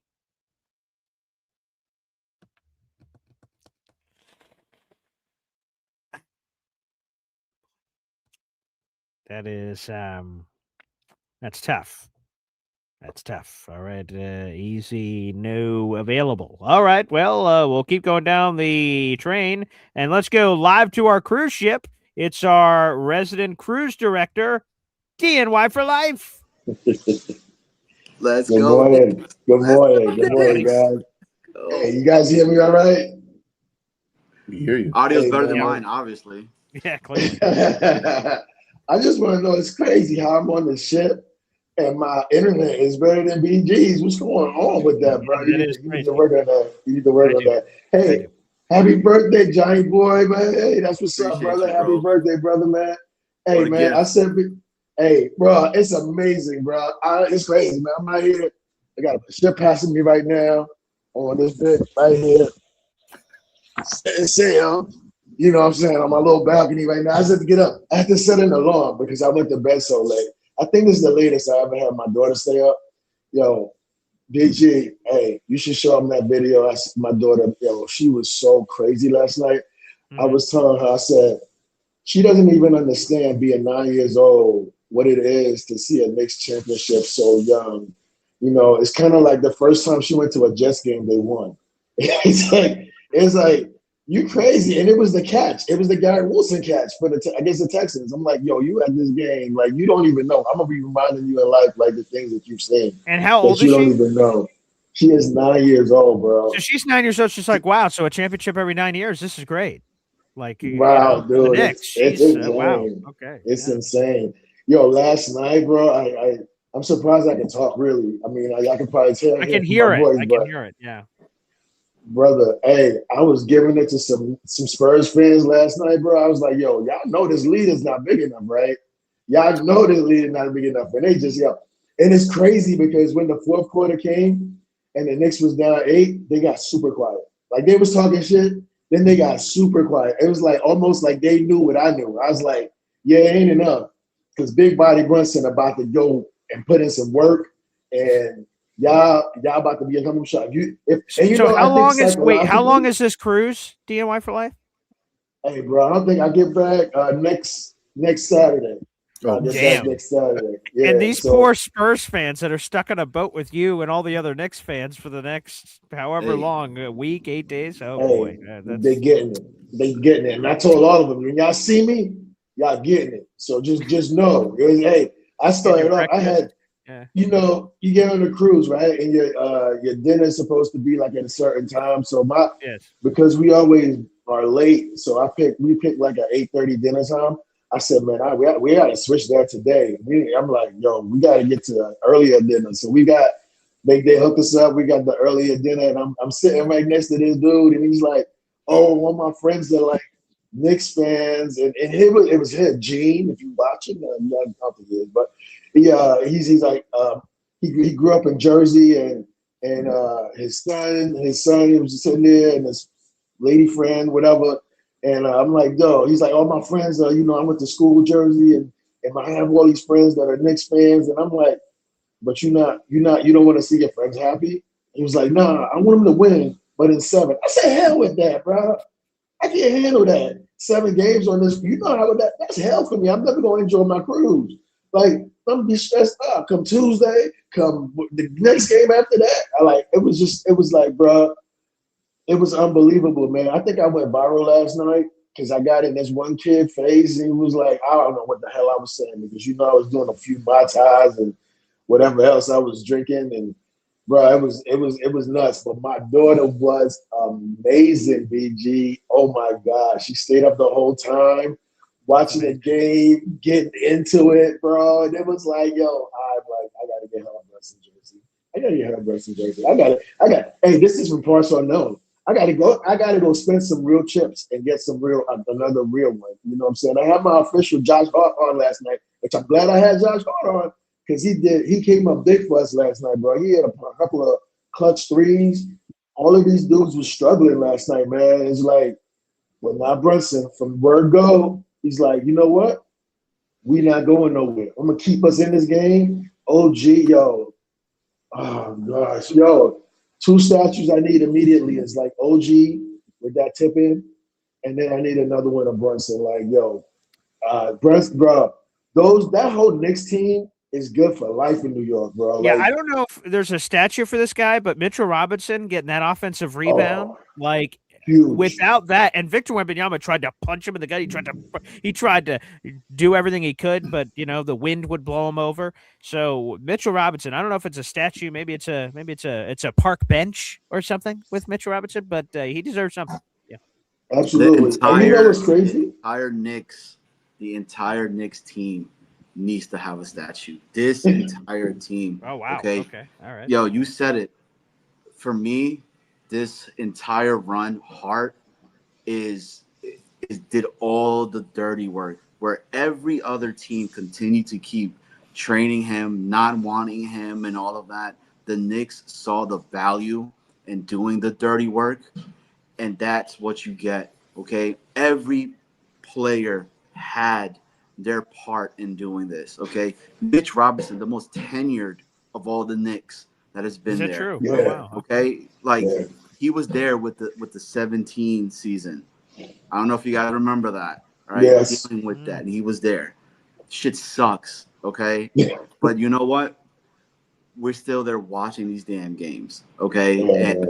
And look, those guys that are in there right now, that are on the cruise, let them know that this is a Knicks cruise now, and you are the captain, right? And you are the captain. Yeah. Man, that's no Johnny boy. Hey, man, I just want to have fun. This cruise just got a lot better. We hit DR tomorrow, and oh my gosh, this is just so much better, bro. It just, I don't know if I'm gonna just wear anything else other than Knicks gear though. I'm gonna just have to rotate my Josh Hart because I only got the 2 jerseys with me today. I'm just gonna have to switch those out every other day. You know, they don't have laundry involved, so I might be a little funky, but I'll be like, yo, that's funky champions, bro. Yeah, that's the smell of a champion. Yeah, I like that. Very nice. Yes. Hey, man. Devin. Hey, as far as this Garrett Wilson slander, hey, man, you know what? These guys got to use this as motivation. If you can look at what the Knicks did, and if you can say what they did, and then there's no reason, man. I feel like the Jets can channel this energy from the Knicks and say, yo, us too, bro, because we just need to be a team. This is the example that everybody can look at and be like, yo, if you're a team, you can do great things, because when you play as a team, it's not about one individual. Yeah, you might need somebody to be super talented, like a Garrett Wilson, to make a certain catch. You know what I'm saying? But you need, or a Breece Hall, but you need the team, and you need every piece of that team to do something on that team to make that, to aspire to greatness. Snowball, we get 9 wins, but we're going to be on the playoffs, so we're going to have more than 9 wins. We're going to be double-digit wins, which I think hasn't happened in like 15 years, right? Something like that. 2015, like 11 years ago, we had 10 wins. 11. Yeah. That's crazy, bro. That's crazy. Too damn long. Hey, too man, damn long. It's way, way too damn long. But, man, I was just so hyped. I had to set an alarm this morning because I went to bed so damn late. I said, I got to get up, and I got to chime in because I know Worldwide is on here this morning. And I got to holler at my boys. We just Worldwide, MBG, of course. Hey, man. Hey, BG. Hey, I would love for you to show these dudes that clip of my daughter, bro. Like, I will show it, yes. She was giving it to them, bro. And, yo, I got it captured. So it's going to be a memory for life. Yeah, it's dope, man. But I appreciate you guys. Hey, Easy, you need to fix the internet too. You on land, bro. How the hell you ain't got no internet service? But I love all you guys, man. I can't wait to like hell out with you guys. I get to hang out with Snowball and Johnny, because Snowball, I saw you last time at the game last year, but you didn't make it to the game because of your anniversary, respectfully. So I get that. You know what I'm saying? I'm glad you stay married. But I definitely look forward to like kicking with you guys at the game this year when we're gonna be about 5-0 at that point. That's gonna be the 5th win in the row. That's where we going with that. That's where we going with that. That's kind of energy we bring right now. So what other stops you make? Devin, what other stops you make? DR and what? DR, and then we're gonna hit Curacao, and then we hit Aruba. So yeah, yes sir. Bing and then, bong. Then we come back. Yeah, man. So it's gonna be pretty epic. I've never been to any of these places. That's one of the reasons. This cruise ship is not like my favorite, but it's all right because it was hitting the ports that we wanted to go, and more times than not for me, it's about the destination, not necessarily the travel and the accommodations. But I mean, it's a decent enough suite. You know. So it's cool. And the next one. So it doesn't matter. Next one. So now everything is gravy. 100%. You could be on a stick raft. It doesn't matter. That's true. And so let make sure we show that. Yeah, go ahead, Johnny Boy. Yeah. How about Cat having a horrible game last night, getting fouled out, and it didn't matter. It didn't matter because guess what? This was a team win, dude. It was everybody. One person would step up and do whatever. And then, I mean, you got Brunson, bro. Brunson is him. Okay? Yes, I forgot who said it. I forgot who said it, but, you know, everybody talks junk about Brunson until they got to play Brunson. Right. True. Right. And he drops 45 on your head in a game closeout in your home stadium. And like you said, nobody said, hey, I heard Pops yesterday, the Knicks are not going to win this series. The Spurs are coming back. Okay. You just said everything else that all the pundits have said. But you know what, man? I need Brunson to get some respect on his head. And I know, I'm pretty sure Stephen A. going to make sure that happens now because y'all not going to give no more slander and talk about Brunson is whatever. I don't care what you got to say. Beat him. You can't beat him, bro. And man, that dude is just a champion. He's class personified. He just, I remember De'Aaron Fox in game 3, was that right? He opened his face. Oh, where you at, De'Aaron Fox? Now you choking. You can't even hit, you can't hit a 10-footer now. Oh, but my boy Brunson is shooting over your tall ass. It was David versus Goliath, bro. David versus Goliath. You know what I'm saying? Brunson was there. He's David. And that damn 7'5" alien shooting over him, taking him, schooling him. And I knew they was going to choke as soon as it was tight, bro. You could see it in them. They scared. They missed free throws. They choked every chance. Yep. Hey, one last thing before I go. People were saying on the boat, the Spurs player was like, yo, let Wemby take his last shot. I was like, please let Wemby take the last shot. I ain't scared of him. I'm not scared of him. But that kid Harper, he's going to be a problem. Yeah. He's going to be a problem in this league, bro. That dude is 20 years old, and he is got a clutch gene in him. Bigger than his dad. Hey, man. I love it, man. Hey, I love you guys, bro. I can't wait to hang out with you guys, man. Hey, it's going to be dope, bro. Let's go. All right, fellas. There he is, Devin, joining us here. And yes, I will show it here on the show. Let's do this. Shout out to DIY for Life. Such a great day. What a beautiful Happy day. birthday. This is great. Happy boy. You got happy a Knicks championship for your birthday. All right, let me get this. Here we go. This is Devin's daughter here. Okay, this is Devin's daughter here on a cruise ship. Can you hold it by the mic?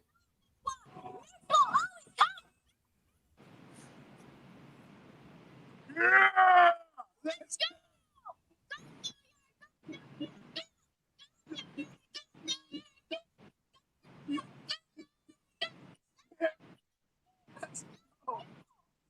I love it. There you go. That's Devin's daughter. Both of them and his wife will all be at the tailgate restaurant takeover. All of that this year, which is going to be awesome. So a big ups to Devin. Before we get into more crazy Knicks fans and everything else, on a very serious note, thank you for my father for sharing this.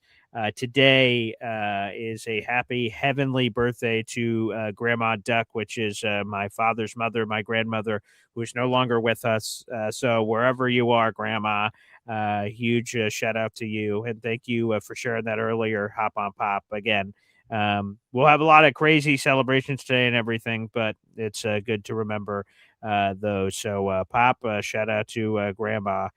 Who always said, she would always tell us if one of us were annoying her, she'd be like, "You're such a pill." So we'd get that a lot. So, Grandma, the Spurs are such a pill today. So there. Hey, BG. Yes, sir. That's why this game last night meant so much. This run meant so much. The moment when Brunson saw his father, went and hugged him, bro, it was like. And then he got Brunson has been a cold-hearted right. Everything right. And him and a lot of guys finally let their emotions go.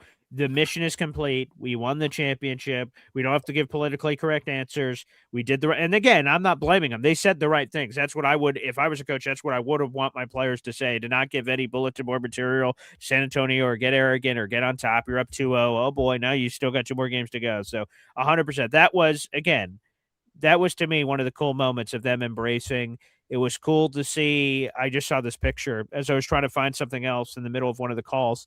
I was trying to find something else, and I stumbled into it. Patrick Ewing holding the NBA championship and Jalen Brunson holding the NBA Finals MVP. And for those who don't know, I didn't even remember this, that Patrick Ewing is actually an employee of the Knicks. He's an ambassador, so he should be getting a championship ring as well for being a part of the team. If you are a part of the team, you get a championship ring. So it's sort of fitting that Ewing on all those 90s teams for the Knicks and having opportunities to win championships, to get one in a very different way in his new role with this Knicks team is super cool. So shout out to Ewing and the guys, and that's awesome.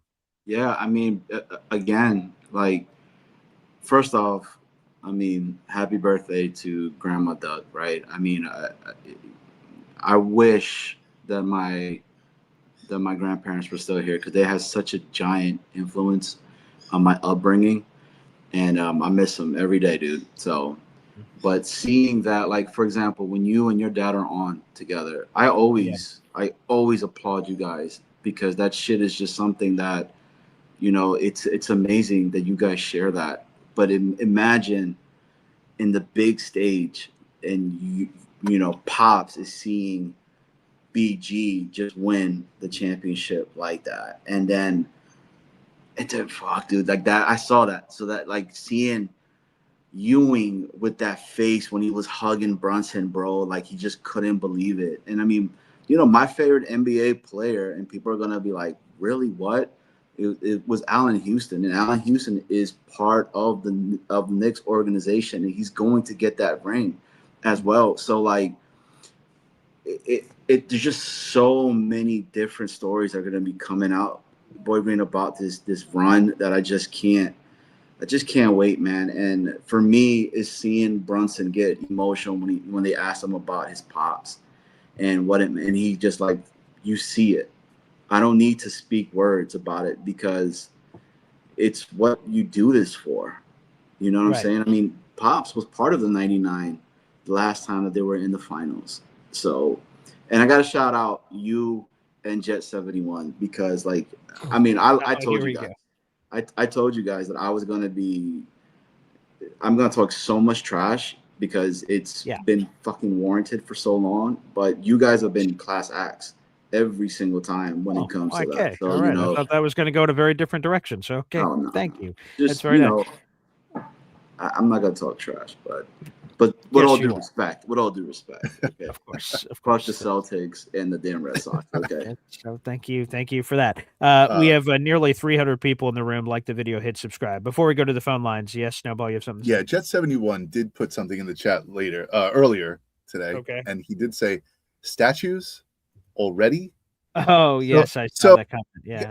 Can I just say something? I believe that every team that wins a championship should put some statues up because when you think about it. Oh, there it is right here. There it is. Yeah. Statues already. Yeah. Statues already because I think, and I believe that you should keep artists in jobs. So you need people to make statues. Sure. Okay. Right. That's number first and foremost. Second, you never know when it's going to happen again. That's true. So erect the statues when it happens because you never know when it's going to happen again. And like you know, Johnny Boy was saying, right? Celebrate with your family whenever a championship happens. So yeah, definitely. Like I wish my parents were around, right? My dad was, you know, he was my guy. He was my Jet guy. He got me into this, and I wish he was still around so that when the Jets, you know, do make it to the Super Bowl, either, you know, this year or next year, that, you know, that we could celebrate together. Yeah. Well, thank you for sharing that, Snowball. That's very meaningful. So screw Jet 71 and his statues take at Bastard. With all due respect. What a cheap shot, please. That is 100%. 100%. Snowball, BG, like who did what number did I have on the show on Friday? My guy Chef. We got another Knicks guy in here. We got Chef Kevin Gilbert, who is as Maniac champion, fastest food reviews, flexing our chef, the chef of the people. There you go. Too many championships happening all at the same and look, time. he's at work. He's at work. Even like after a championship, he should be on some cruise somewhere too. But look at him. He's at work. They had to win it. They had to win it in Texas to have our guy Oak there, man. Yeah. Like seeing him on television last night too, like just soaking it all in. Mm-hmm. You know, I wore the jersey on Friday. I put it into the existence of us winning it this game, man. Yo, Chef, I text you. You saw what time it was last night. Look at that. Let's go. Come on, man. Come over here, Ben. Come over here. This guy, yo, he knows what time it is, man. He knows what time it is. He helped me out with the Asmaniac Madness stuff or whatever. Oh yeah, I saw him. He was in the video where you guys were going crazy. Oh, I saw that. He also helped with Big Fella when Big Fella and I had the face off and everything. Oh yes. He's a great dude. While I got this opportunity, man. Yes. Yo, he got me better than anybody has ever got me last year. Real quick, yo, last year when because my man Ben, he's a Philly everything fan. So last year when Halliburton hit that against us, it bounced in. The following morning, I came in. Yo, it's like 7:30. No one's here. I come down the stairs or whatever, doing my stuff. I look up the ramp, and then I see this guy going like this to me. I'm like, oh, wow. Oh, Jesus. Bart Simpson thing, tongue out. I'm like, yo, he got me. But timing, you know? Yo, this is perfect timing. And with FM beat and all that stuff, man. My boy was quiet, man. Go ahead.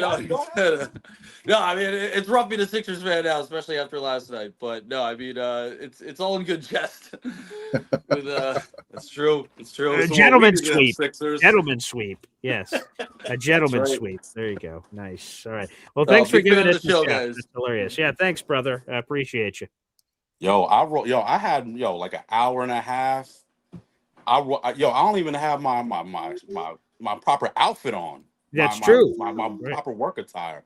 If you see, I got on camouflage pants right now. That's right. I don't even have my clover leaves. Well, yeah, you shouldn't be hiding from anybody. You should have anti-camouflage pants. You should let everybody be watching you, Knicks guy. You know what it is? The entire NBA can't see the New York Knicks right now because we're a champion, bro. Champions. Hey, Chef, I think you're a champion as well, too, right? So what do you and the Knicks have together right now? Campeones of the world, Craig. Of the world. Come on, man. Yo, Snowball, you going to the parade with us, man? It's Thursday? Yeah, you're playing hooky, right?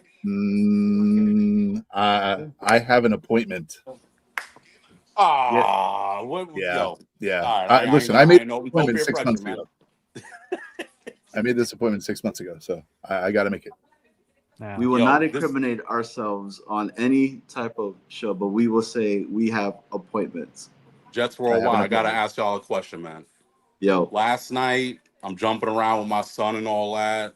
I wouldn't trade that moment for anything in the world, man, just to be able to, be there. And since we had the greatest historic comeback finals history, my son believed that we were going to win. And then we finally did. It was special. I sat down once, all the commercials came on and all that. We stopped jumping. I sat down and I started tearing up, man. Like, damn, like, we really did this, man. Like, we believed. But my question is, for me, like when the Jets win, hopefully we can see it in our lifetime. But when they win and I'm able to see it, it ain't gonna be a couple of tears, man. I might be crying like a baby, man. I'm sobbing. This Knicks one felt good, but the Jets, that's gonna be something. That's gonna be something different, man. Y'all feel the same way?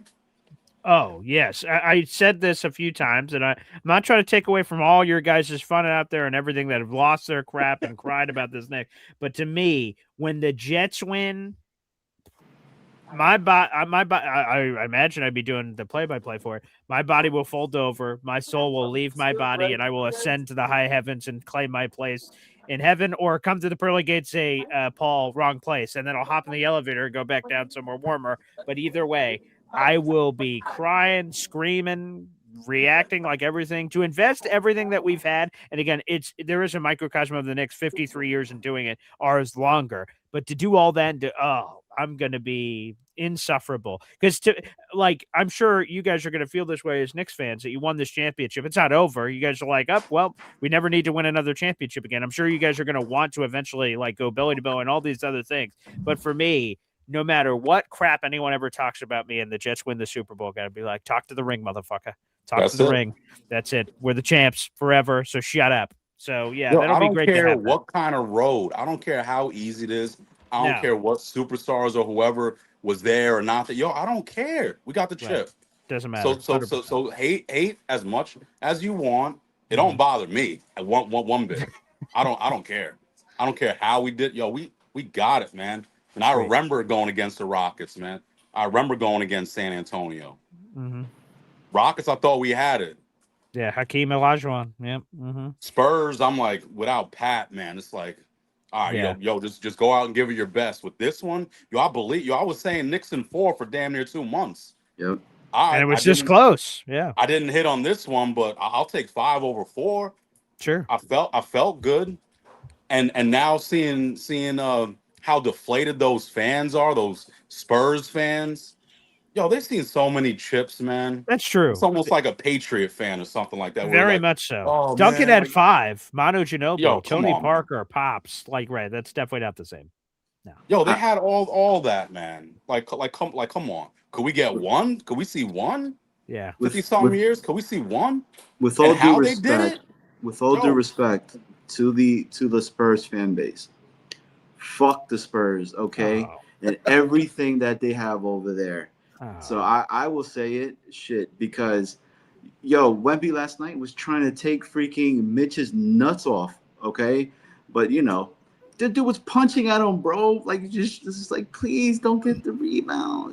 No, and Chef, to answer your question, yeah, I'm gonna be uncontrollable when that comes, because not only has the Jets, right, is the team that we root for constantly, but it brought this community that's here right now. Oh yeah, everybody in the chat, it brings a fan base like Boy Green, Jet 71, who are Jet fans, but they also root for other disgusting, ugly, that nobody else likes in the Red Sox or the Celtics. But it is what it is. But it brought it all together, and there's a big respect. That's just going to mean a lot more, and when that happens, dude, I want to be with my dad.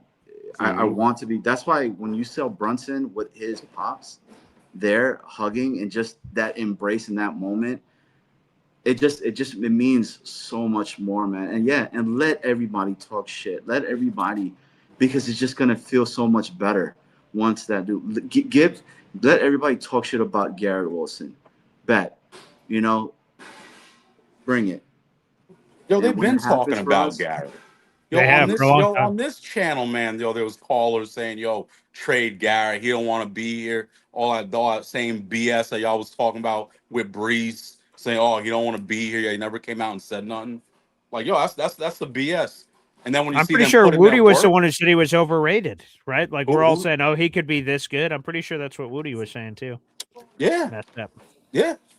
Woody, we're basically in lockstep with most of the topics at hand.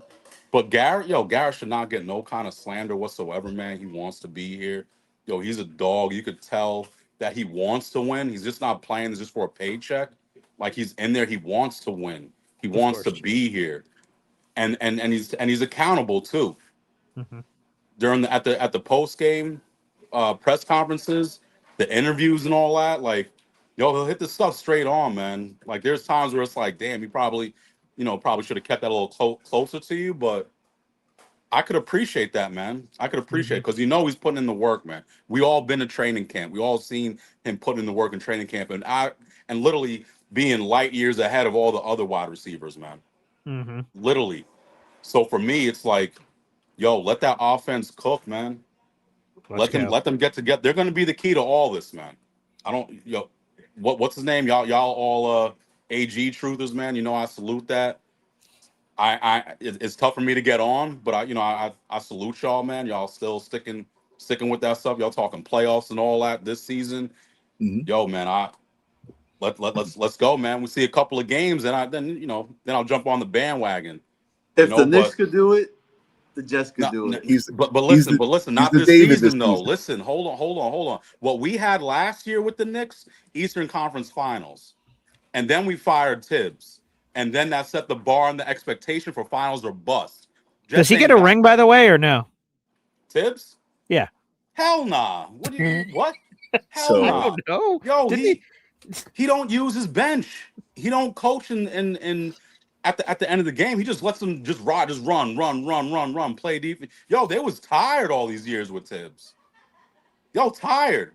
Brunson didn't learn all this stuff from Tibbs. Yo, Brunson learned a lot obviously in Villanova and his pops, whatever. But yo, with Kid and Luka over there in Dallas, if the Knicks would have drafted Brunson, I don't think he would have been developed the same way that he was with Dallas. That's just my personal opinion, man.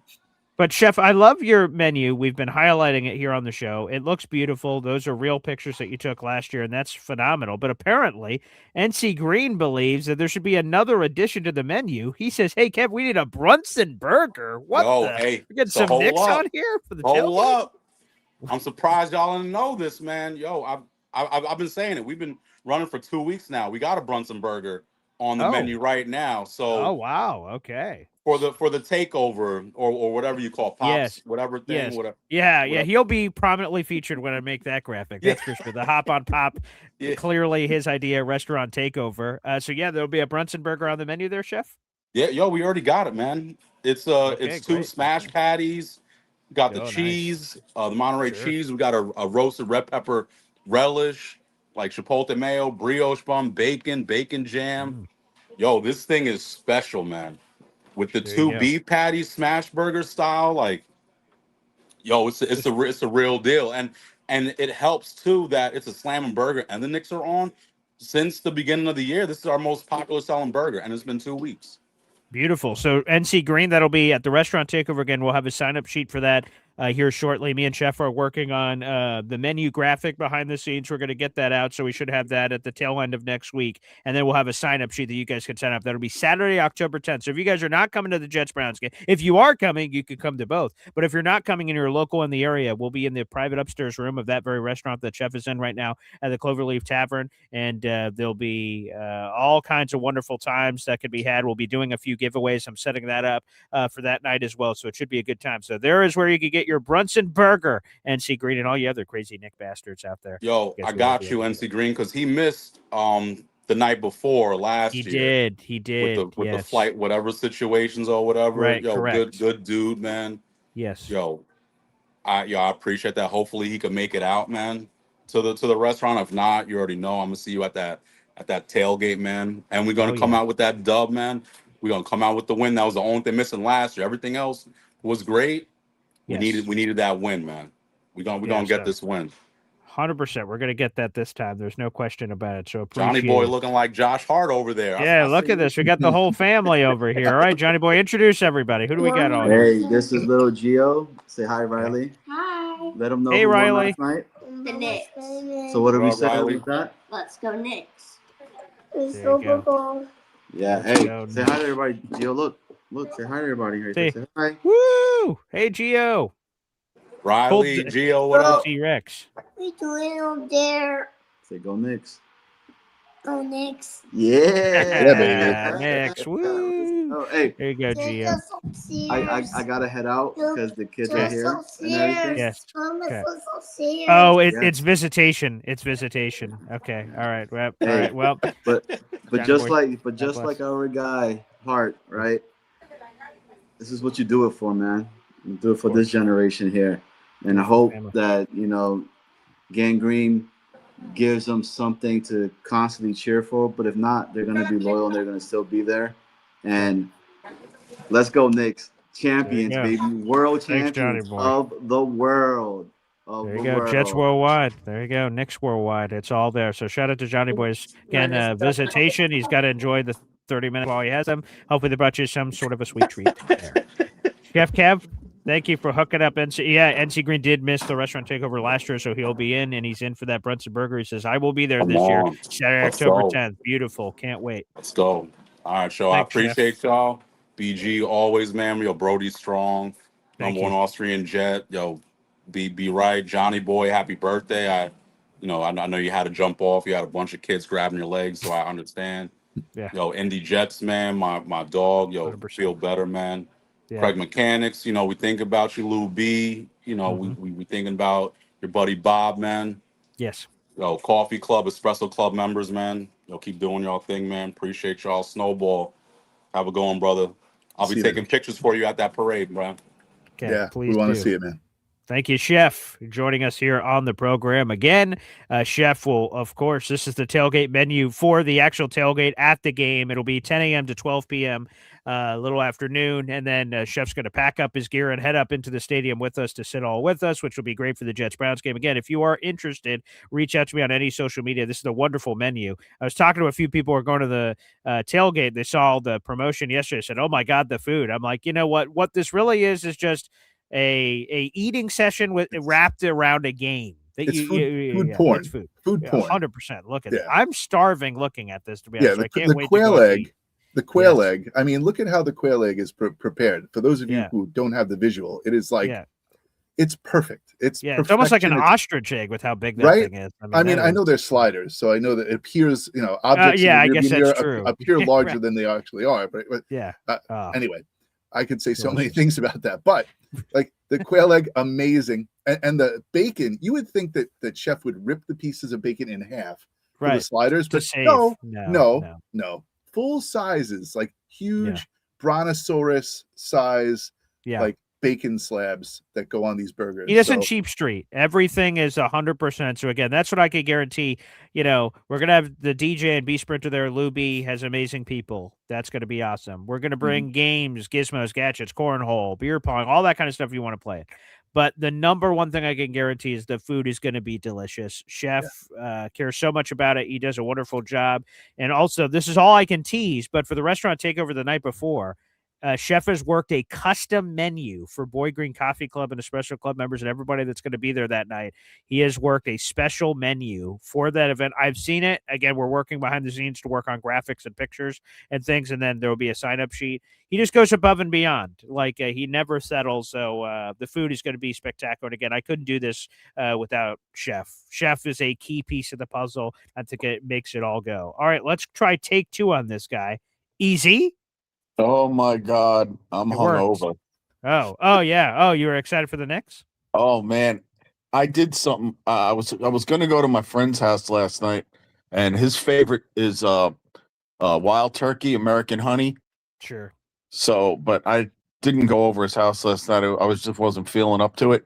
Okay. But what I did was I opened up the bottle, and every time the Knicks drained a 3, I took a Oh, wait, whoops, sorry. I didn't mean to do that. I'm trying to pull up the box score here. Let me see. So you said every time they hit a 3? How often did that happen? Let me go look up the box score. Well, in the first like 2 quarters, they couldn't hit a shot, but they kept draining 3s. So I was at least able to get okay, let me see. Get my freak on with that a little bit. Here? Yeah, let me see. What was the final tally? All right, let me see this. Oh, dear Lord. Oh, there's not much 12 threes. 12 threes. Okay.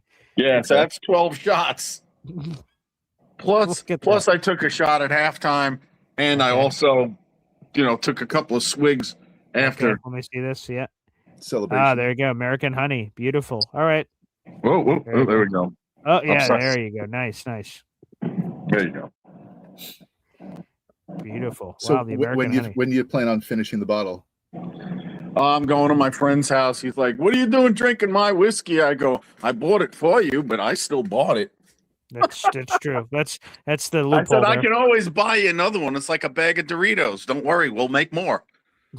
You're coming to the tailgate, right, Ed? I sent my money in. Yeah, I am so. Well, I was paid for last year, and then I wound up, just saying, give the ticket to someone, just give me half the money back. So but you're 100% I donated half the price of the ticket last year. You did, but you're 100% in this year, no matter what. Oh yeah, I want to go. I feel like I missed out last year, but also last year I wasn't in a good mental thing. And look at this, Easy. I don't know if you could see this image on your screen. Right there, the Easy is those two on the left. That is him dipping the spoon and then him pulling the cheese out. That is that right there. That's like a beautiful thing. Yeah, delicious. You have a dish named after you. Like that's true. Not many people. Yeah. No. Well, it's not named after me. It's just I asked for it. So instead of just calling it Ziti, they went Ziti, whatever. That's kind of cool. There are 4 named things. Woody's barbecue beer slider. He has a special burger. I have a special burger, Easy, and Pop's Bacon Popcorn, which is like a chef, because he doesn't go above and beyond enough. He has a full menu of like meal things, burgers, hot dogs, things of that nature. Bacon but he also has popcorn? Yeah, Pop's Bacon Popcorn, and it explains it here. I need to pull it up on the side because I can't see it from this angle. But I'll read like when you read the menu, Crazy and like, delicious at the same time. Yeah, 100%. Like, here it is. I'll read the details because on each item, if you see it on social media, you guys can get an even better look at it to see all the specific details about the menu. But like, you can see all of the ingredients. He lays them all out there of exactly what each like thing has for the menu. And oh my goodness, there is some absolutely insane things on this menu. Here, I'll read it for the Pop's Bacon Popcorn. It has, let me see here, dried corn kernels roasted with bacon and glazed with citrus agave, diced applewood smoked bacon, topped with dehydrated chili lime dust. What in the tried it. Yep, that's it. Yeah, there you go.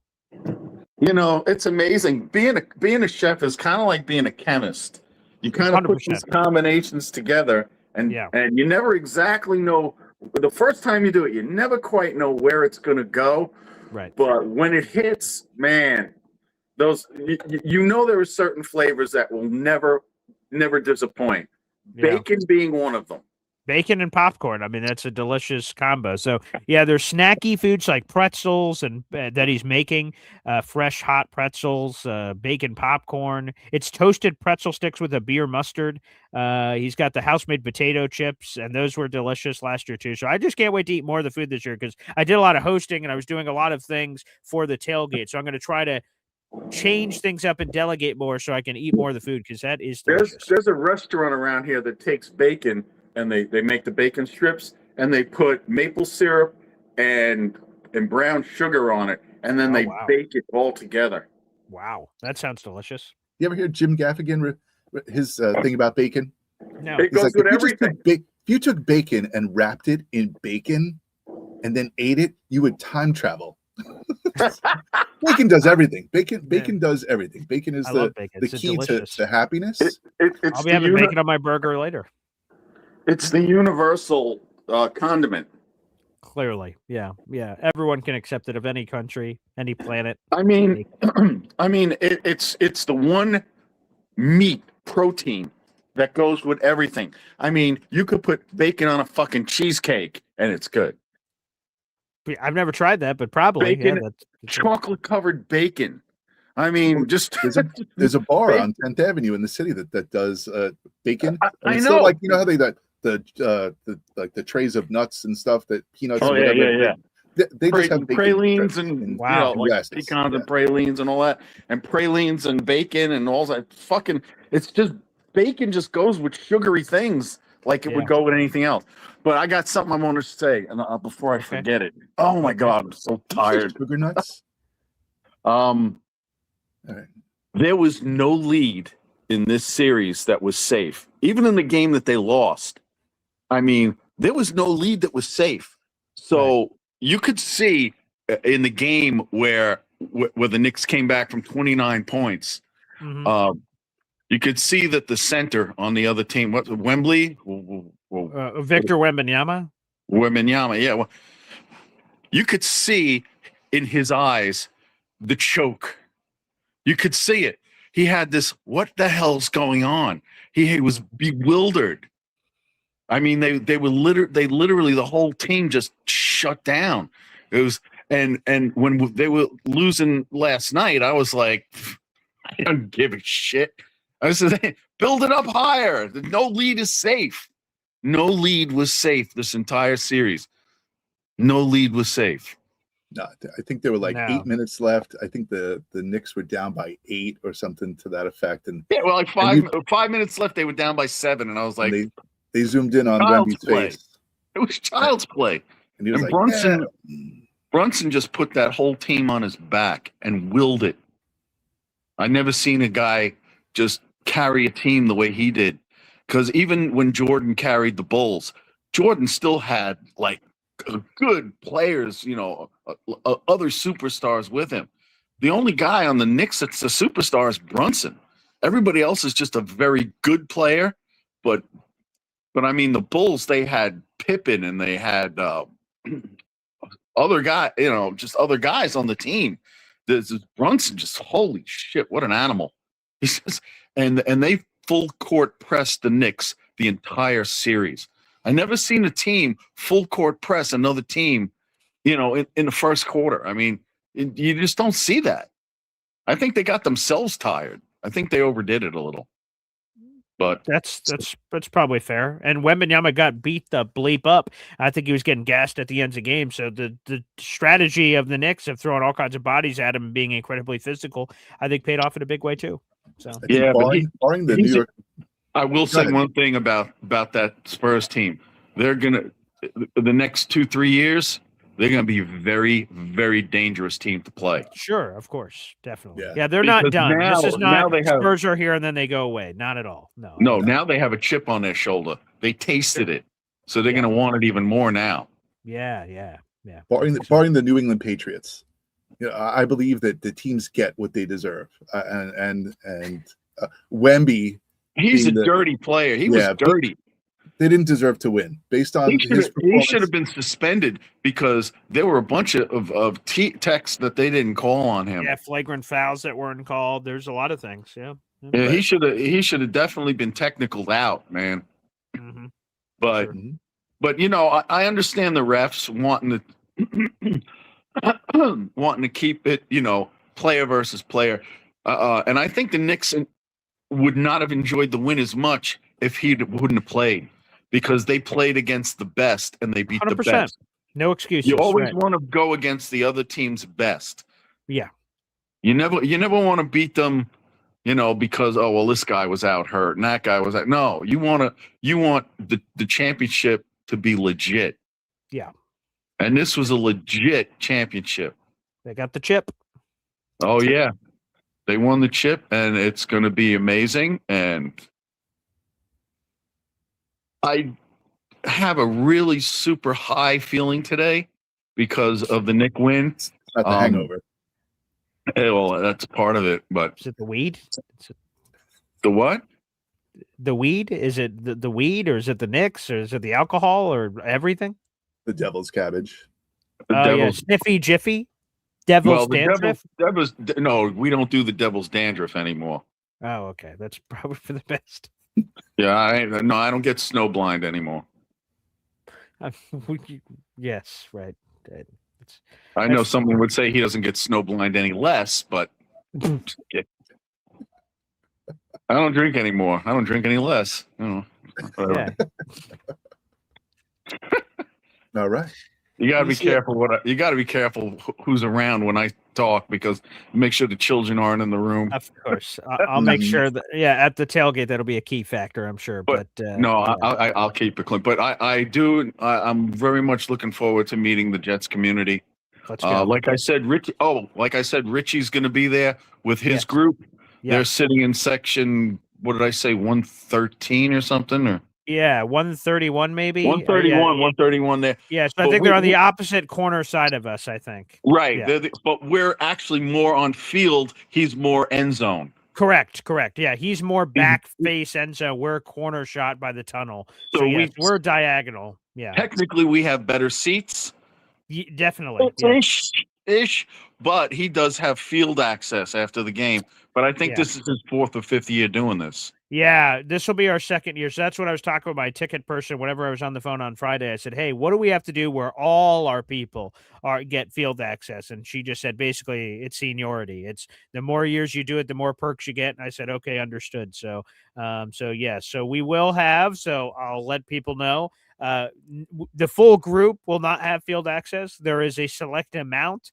I'm working with Woody to try to see because, it's inherently unfair. Everyone's going to be mad because I'm sure everyone wants them, but not everyone can get them. So I'm working with Woody to try in the fairest way to see how we're going to dole and figure these out. So. Keep it with your family. If you only get 7 or 8, then you got to go with the Mount Rushmores. I'm not on the Rushmore. I'm on the cusp, but I'm not on it.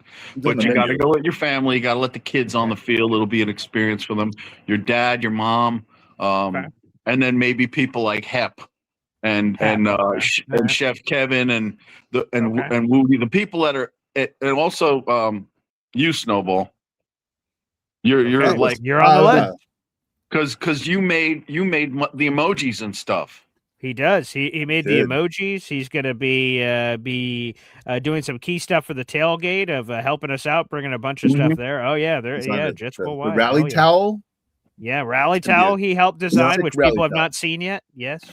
That's so if I don't make it to the field, it won't be a disappointment. It'll be I'll want it to be on the field, but I'm not going to like be some little bitch and fucking moan and cry. I'm just some guy that calls in and is slightly more one of your more popular callers. But I don't think of myself as Messiah. Okay. Well, we'll see what happens. Like I said, we haven't decided how we're doling them out yet. I appreciate any feedback. Like I said, it's a very limited amount to what the overall group is, but we'll see what happens. We'll see how we figure it out. But maybe we could get people to rotate and just like go on the field and for like just to get on there and then circle and get off. Maybe they'll let us do that. Just so we can just walk on it and then off.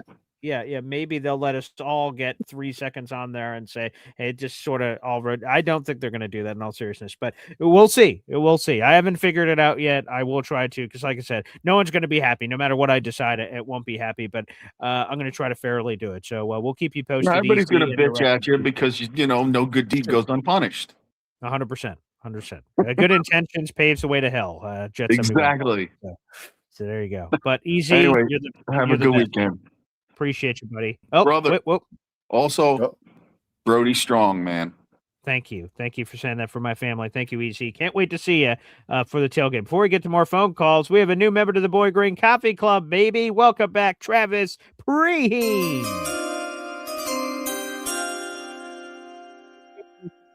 He punched his own ticket back. Thank you for hitting that join button, Travis. It's great to have you back here on the show. If you guys are watching the show, you want to join the Boy Green Coffee Club or Espresso Club, hit that join button, baby. Coffee Club is $2.99 a month. The Espresso Club is $5.99 a month. Easy is one of our OG Espresso Club members who joined at the very beginning in January, which I appreciate. So thank you. And I'll give you guys 2 teases for the Espresso Club. One, we do a live show at the end of every month, which is super cool.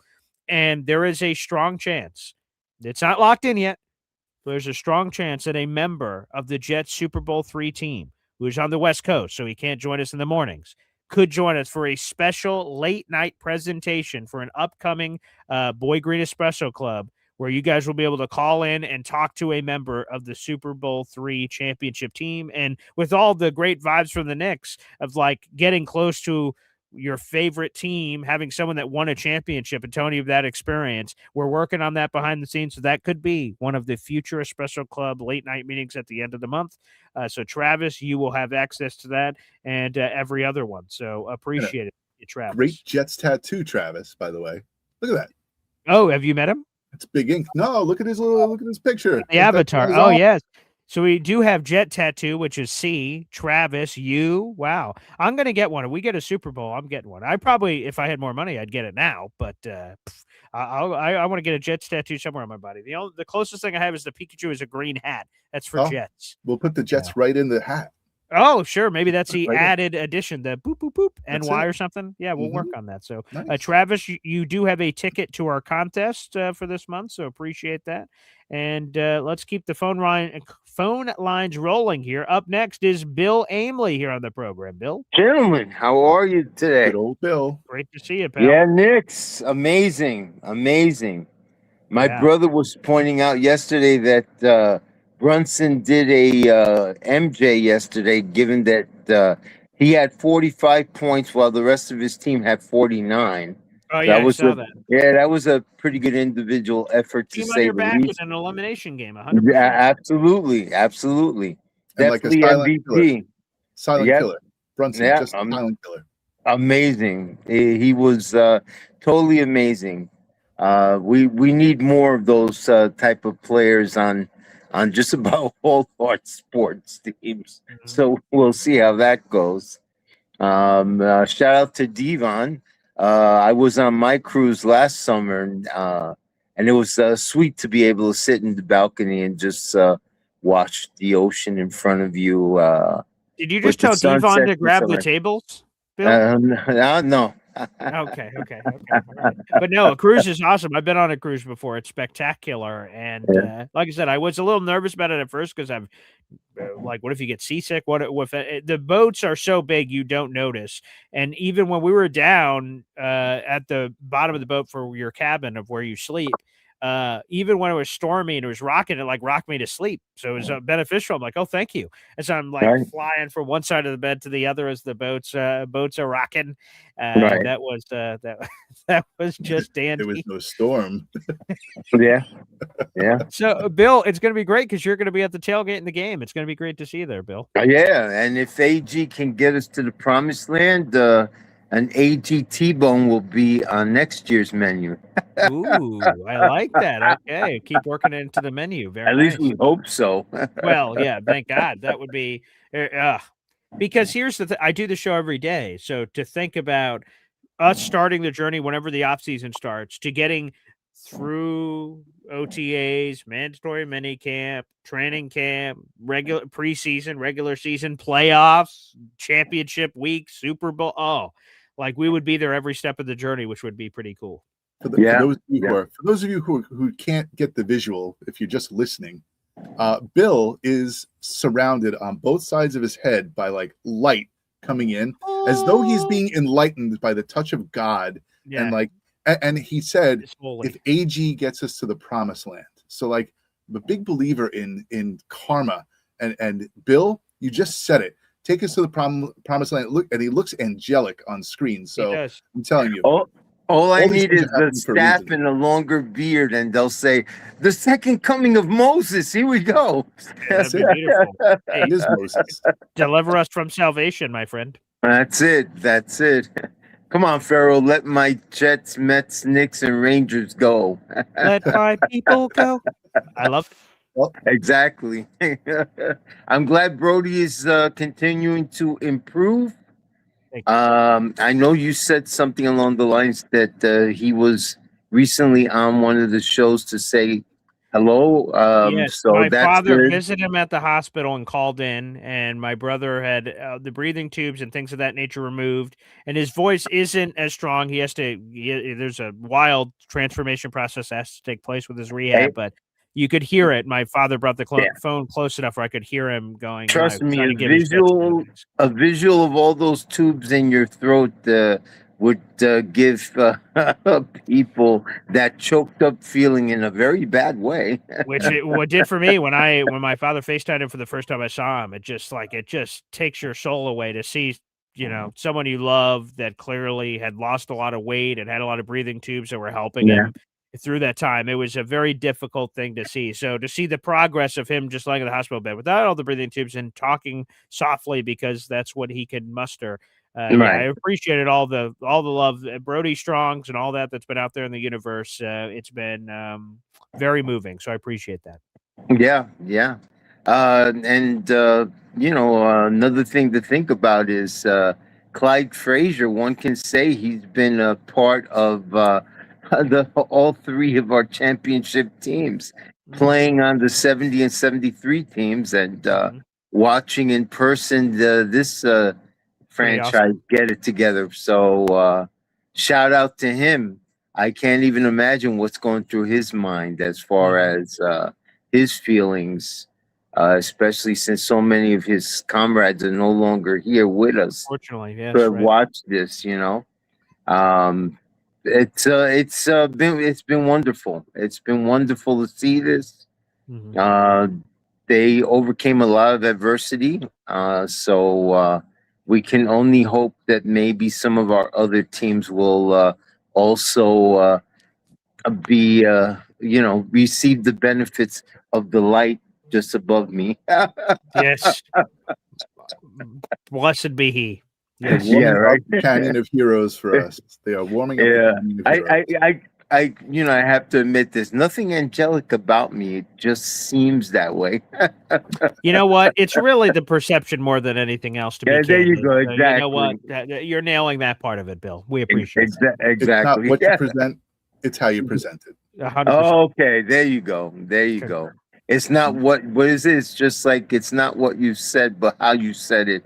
Correct. That's it. Yeah. For you, it's a visual. If you said it the so- right way, everybody loves you. If you said it the wrong way, it's like don't come back, okay? That's right. Tone and everything. That's true. So, Gentlemen, everyone out there, have a great weekend. Go Knicks, go Jets, and Mets. Please get it together, will you? good Lord. I don't want to go to casinos. I'd rather go to Met games. All right. I'm gonna boycott all those casinos until Mr. Cohen gets the baseball team right. That's a good move. It's a good move. Yep. We'll see if we can turn it around. Bill, thanks, That's it. buddy. Take care. There he is, Bill. Bill Aimley, Knicks. joining us here on the show. Again, he will be at the tailgate, so I can't wait. That'll be great. I've never had the chance to meet Bill, so can't wait to meet Bill. And maybe even at the Gang Green Beach Club event, which, again, is coming up Saturday, July 11th. He is set to be there, I do believe. He's trying to make sure he has the travel to get there for the event. Why is Yo Holmes rooting for the Bills? I mean, I said know. that the Nets won the championship, so mea culpa. Yeah, maybe that's it. That could definitely be it. Yeah, he's definitely doing some of that out there in the audience. And the perfect person to help promote this, which again, Gang Green Beach Club, Saturday, July 11th at the Atlantic City Ocean Casino Resort HQ2 Beach Club. Me and Snowball will both be there. GanggreenBeachClub.com for more information. Tickets are $25 a pop. Jake recently said we had over 100 tickets sold, which is awesome. Jets content creators, Jets fans, Jets media people. We're going to have a little bit of everything. And of course, we're going to have the King of Kings. We're going to have Lou B, Super Jets fan, who's the architect of all of this. He's the party man, and he is. I can't believe he's still awake after all the Knicks stuff. I mean, and he has a voice. And the crazy part is I'm going to the Met game today.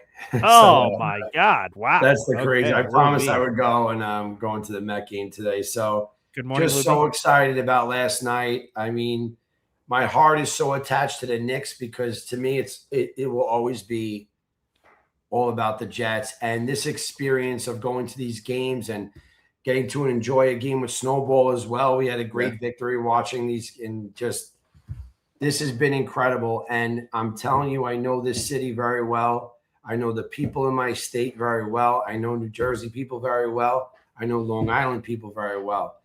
This Knick victory is helping the Jets fan base believe again. It's possible. I think a lot of people jumped on the bandwagon of the Knicks, and I think that they see that let's get involved early so we don't have to look that way. There's a lot of jokes going around to people that just became Knicks fans, right? But they're New Yorkers as well, so they deserve this. I really feel that this was so powerful for us. And, the spirit of a Jet fan, some of them are Knicks fans as well. I've told you guys a story about my friend Bob, who was, on his deathbed. So my family went to say goodbye to him on Tuesday and said goodbye. They took him off the breathing tube, blah, blah, blah. And this morning the phone rings and it's Bob calling my cousin saying, the Knicks did it, man. The Knicks did it. And I can't wait for the Jets to do it one day too. I got to stick around. He's still alive. I mean, they literally said goodbye to this guy and took his breathing tubes out. And he heard this victory last night and miracle, whatever you want to call it. Good Lord. He's wow. still alive. And like my It's whole amazing. family was there and said goodbye to this guy. And he is one of the biggest Jet fans I've ever seen in my life. Took me to my first Jet game. So just epic. And this all ties in, man. This just all ties in, including on the Gang Green Beach Club. That day, we're also going to have a celebration for the Knicks fans as well. So we're going to sort of tie in this giant pool that usually does these big DJ events. We're going to have a celebration for the Knicks fans as well because there's so much crossover. I'm going to do a big sports day. We're going to do it all in one day. So that's it. I did send you the video of the pool. You can wear Crocs. So if you want to play it tomorrow or whenever you're ready, BG. But last night, Wemby went to sleep tall, but Jalen Brunson woke up way taller of a man than him. Not because he won, just because of the way that Jalen won compared to Wemby, the way he lost. He was bitter, and he every right to be. but that guy showed he was a dirty player, and he is not a true champion. He choked when he choked. Free throws, shots, all of it. Threw the most dirtiest kick ever at OG's leg. That was so weird. I don't even know what he was trying to do. His ankle, knee, snapped it, and ended this man's career for the rest of his life. Dude, at the end of the game, glad he got hit with an egg. At the end of the game, when Brunson went up for his shot and Wemby was guarding him and he came down, he was watching to see where his feet were going to come down. Yeah. And he purposely put his feet underneath Brunson so that he fell backwards. Dirty player. Yeah. Dirty. Truly is. And he did some stuff that showed who he really is. And I can't believe the way Jalen has performed. Like, when Mike Brown came in, he basically said, no, we need more on offense. It's not just about you holding the ball, Jalen. We're going to spread this offense around. And that's what got them here. But last night, when it was time to turn on God mode, this man turned on God mode, period. There he is. Oh, one rule for the pool. Nobody does any jumping in the pool because Lou B's the boss. No jumping in the pool. Okay. The Jeff fans are the boss and the Knick fans are the boss, but I'm there just to accommodate. But yeah, no jumping in the pool. Good idea. And I spoke to Beast last night. He was besides himself too with the victory. He is a real Knick fan and a real Jeff fan. And shout out to you, Thunder Beast. This has been incredible. This has been incredible for this state. I can't wait for the parade.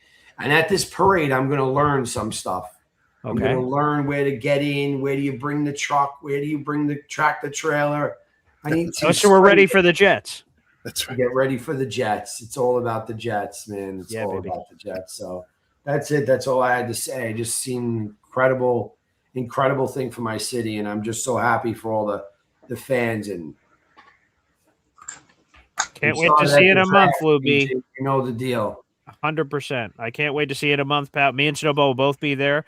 So it'll be amazing. So thanks, Lou B. Yeah, we're inviting some special people on both sides of on the Jets side and the Knicks side. So we'll see what comes up. Okay, beautiful. So I should bring some stuff with me, maybe. Oh, for autographs you're talking about, huh? I already got BG the Garrett Wilson autograph. He did, yeah, and great length because I would not have been able to get that myself. You said, "Hey, hand me the ball, BG." I'm like, "All right," and I hiked the ball, get over here. And then hiked it, and then he reached on over. I was like, "Damn, okay." So yes, I still have it. It's right here. So I really can't wait for camp because camp don't lie, right? BG, we see. 100%. I mean, they always say, "Oh, the camp and then the real game," but you see a lot of stuff in camp. I really can't wait to see Gino connecting. I have such confidence in Gino that it's unbelievable. And I did not when they signed him, but after seeing and hearing all this stuff, I think he is just going to throw that fucking ball up and we have guys to just catch it. That's it. If they can't catch, it's not going to work. These guys can catch. Let's just do this. This is going to be a great year. We're going to make the wild card. I don't believe we're going to the Super Bowl this year, but by 2030, he said it today, Tennessee, the Super Bowl in 2030 is in Tennessee, and I believe we'll be there. Okay. Mr. Thunder Beast was showing his Knicks hat. I don't know what happened. I don't know if we lost the signal. We also have Mr. Well, good morning. Here he comes. How are you this morning? Oh, you got your receipt. What's this? What's this, Mr. Yep, for the 100-meter dash. Oh, congratulations. Congrats. Yeah, I got in fourth place. You are a winner. You and Brunson are the same. You're a winner. Thank you. You're not like Gundy. I was supposed to have my my relay for today, but my friend Contra got hurt pretty bad. So we had to scratch the relay, and they canceled the javelin throw. So. Okay. Well, great work with you, Mr. Legendary Consultant. Yep. How you doing, Snowball? I'm doing great. I'm really proud of you for getting that award. That's I'm going to jump off. Congratulations, Mr. Fulton. You're the best. We love Thank you so much. Thank you. Enjoy the Mets game. Jets song for us one day.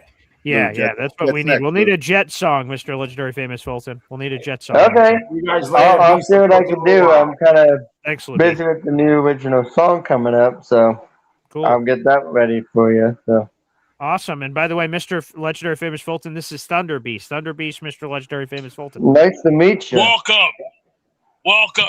So, are you ready for this parade? Because on the 18th, we're gonna fire the party like it's never been seen before. As a matter of fact, I graduated on June 18th of 2004, 22 years ago, and made history happen. Wow. Things have That's changed exciting. since then, and last night was unbelievable. Wemby, one word from he was all talk, all choke.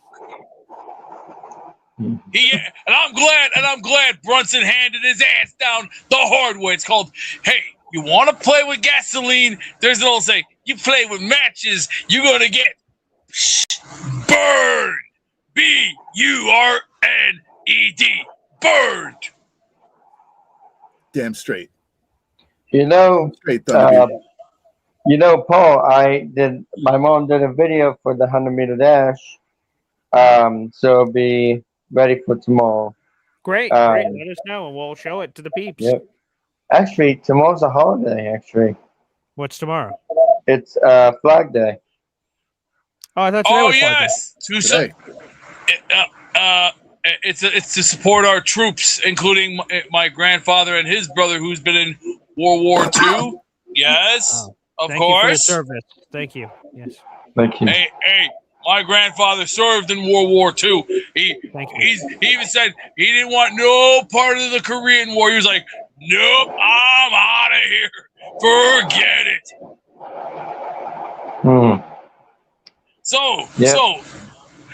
So how long have you been up, Snowball? What time did you get to sleep last night after that game? No, I see. I watched the game. I watched the end of the game. We celebrated 1,000 texts. Then I went outside. I watched all the fireworks because I live in New York. So like, people were setting off fireworks all over the place. They had like people banging pots and pans in the streets, which was really cool. A lot of people screaming. I see that. A lot of cars rushing around all the streets and stuff. And a lot of wackos going on. It was nuts. But then I guess by like maybe 1 o'clock, 1:30, I was in bed and up at 6, basically. So basically you almost got like a 4.5 hour sleep. Yeah, that's it. Yep. Sounds like you need to catch up on your snoozy time for this afternoon. Maybe I take a little afternoon nap-a-do, maybe do that. Maybe. There you go. But I'll tell you, this will. I'm glad I got this for Christmas last year. The best thing I got, and there's more to come. More to come. Let's now. If the Knicks can win that championship, let's see if our boys can finally get their foots out of their ass and start acting like a champion team and start moving their asses a little harder. Yeah, we can only hope, Thunder Beast. So they're gonna do it. Yeah, go Nick. Well, Go to your go, buddy. Hey, what you see is what you get, right? Amen. True. When are you coming to New York, Thunder? When are you coming to New York? October 23rd. I'm flying in. I'm going to be leaving from here. I'm going to be flying from O'Hare to New York, and then get around here about 4, and then it's showtime, people. Right. You know, it's places. You gotta go bowling. There is a few places I do want to try out. There is Crispy Pizza. Are you familiar with Crispy Pizza? Yes, Crispy Pizza. Yes, I love Crispy. Very familiar. There's a few things with Crispy Pizzas that I do want to try. I want to try their garlic nut, and I want to try their hot honey pepperoni pizza, the Sicilian way. Good. And we got to go bowling. We're gonna go bowling. Yeah, it's called. Wait! We got more party players here. Oh, good morning, gentlemen. And Beast Mode. What's up? Good. Hey, the and party famous just. Fulton. I'm Hey, overwhelmed. what's up? What's up, Bill? What's up, Philly Noodle? What's going on? Let's go, Knicks. Not much. Let's go. How's everybody doing? Good. Hey, Paul, I didn't show you this, but look at my my profile. Let's see. And you see that Stilts guy? Oh, look at that. Is that you? It's Wembenyama. Yeah, that's me with the Stilts guy. Oh, you're on the stilts? He's a big, tall clown. Yeah, it's like a clown and I thought that was everything. a guy with a pinata. Oh, okay. I understand now. That's cool. Where was that from? It was at the Terre Haute at the Olympic Town. So we did Olympic Town and everything, and it was a lot of fun. But I just stayed around for yesterday, and then we got back home. So Awesome. That's great, man. yeah, it was an awesome So what's up, time. Philly? Not much, man. I'm pretty stoked, man. I stayed out with my son the whole time to watch the game. I can't believe at the age of 13 he witnessed the Knicks championship. Yeah. I told him when I was 12 I had a tear come out my eye in '99. I remember all the terrible things when Patrick Ewing's knees gave up and he couldn't hit a layup for a dunk. I And thought he you were lost. gonna draw some charts showing us how the Knicks did it. Well, let me show you how they lined up last night. Yo, Emily, you know what? I wish I thought that well enough. I think I'm pretty shot, man. I was staying up, was watching a conference. I'm all shocked that you didn't think of that. Dude, yeah, dude. I thought about it and I was like, oh man, I just got the dog outside. I said I gotta get on here. I didn't know you guys would still be on. To be honest, Oh, you let the dogs out too? yeah, I let. Let's go. Mike Brown is. Yeah, they killed it last night, man. Come That on, was- Philly. Where else were we gonna spend our Sundays with? Exactly, man. Listen, that was insane. Listen, I'm telling you guys, I boycotted French products for the past week and a half. I have LaCroix water. I drank one the other day. I condemned myself. I drank like half a can. I'm like, that's a French name. No French I was bread, going through no it, French dude. dressing. No French dressing, no French pressed coffee, no macaroons, no French bread, no croissants. I do Man. like San Antonio, the city. It's a Never great been. place to visit, and I wish the Spurs fans lots of luck going forward. But right now, this is the Knicks time, baby. New All right, York, let's go. New York. New York or nowhere for this one. That's I wish it. I was in New York. That is basically correct. And the group grows bigger. Yeah, we're almost on a Brady Bunch level right now. Yeah, there Two you more go. squares. The Or Brady Hollywood Bunch. Squares. The Brady Bunch. I'm getting texts that we can't be doing this. Like, just Sure, stop. Jan. This is Sure, Jan. Of course we could do this. Come on. But I will talk to you tomorrow.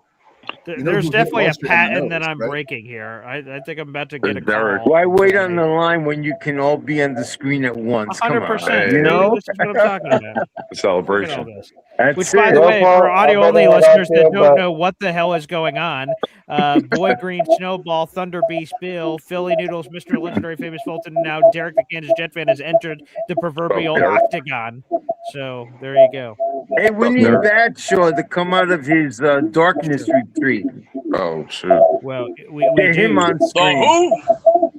Which The Badshaw, baby. The Which, Badshaw. by the way, everybody, let's make sure we share some love before I get tackled by my fiance for not going to the diner yet. So let's all show some love here. Let's Yes. a lot of Knicks action in here. Is that what I'm assuming? Derek, the Kansas Jet fan, everybody. Yep. Yes, sir. Let's go, Knicks. He's the best. Go Knicks.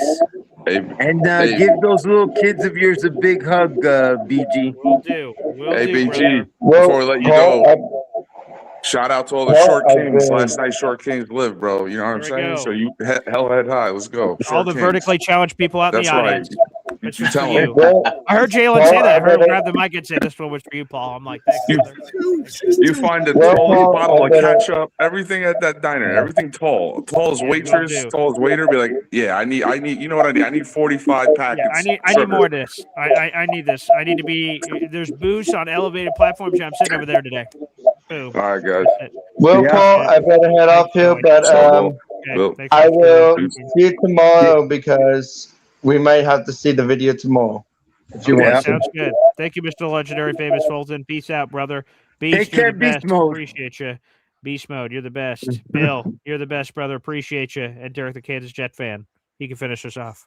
Snowball, Boy Green. How you What's up? guys doing today, Brother brothers? man, brother man, brother man. Okay, there you go. Hey, look, Jake Klein. Hey. Paul, how you doing, my friend? It's been too long, my friend. It's good to see you. I met your friend last night, Woody. Which one? Woody. Oh, Woody. Yeah, Woody, yeah. Oh, how was that? He oh my God, dude, he started crying. What a night that was. Oh yeah, I saw him. He was filming it. Yeah. Beautiful.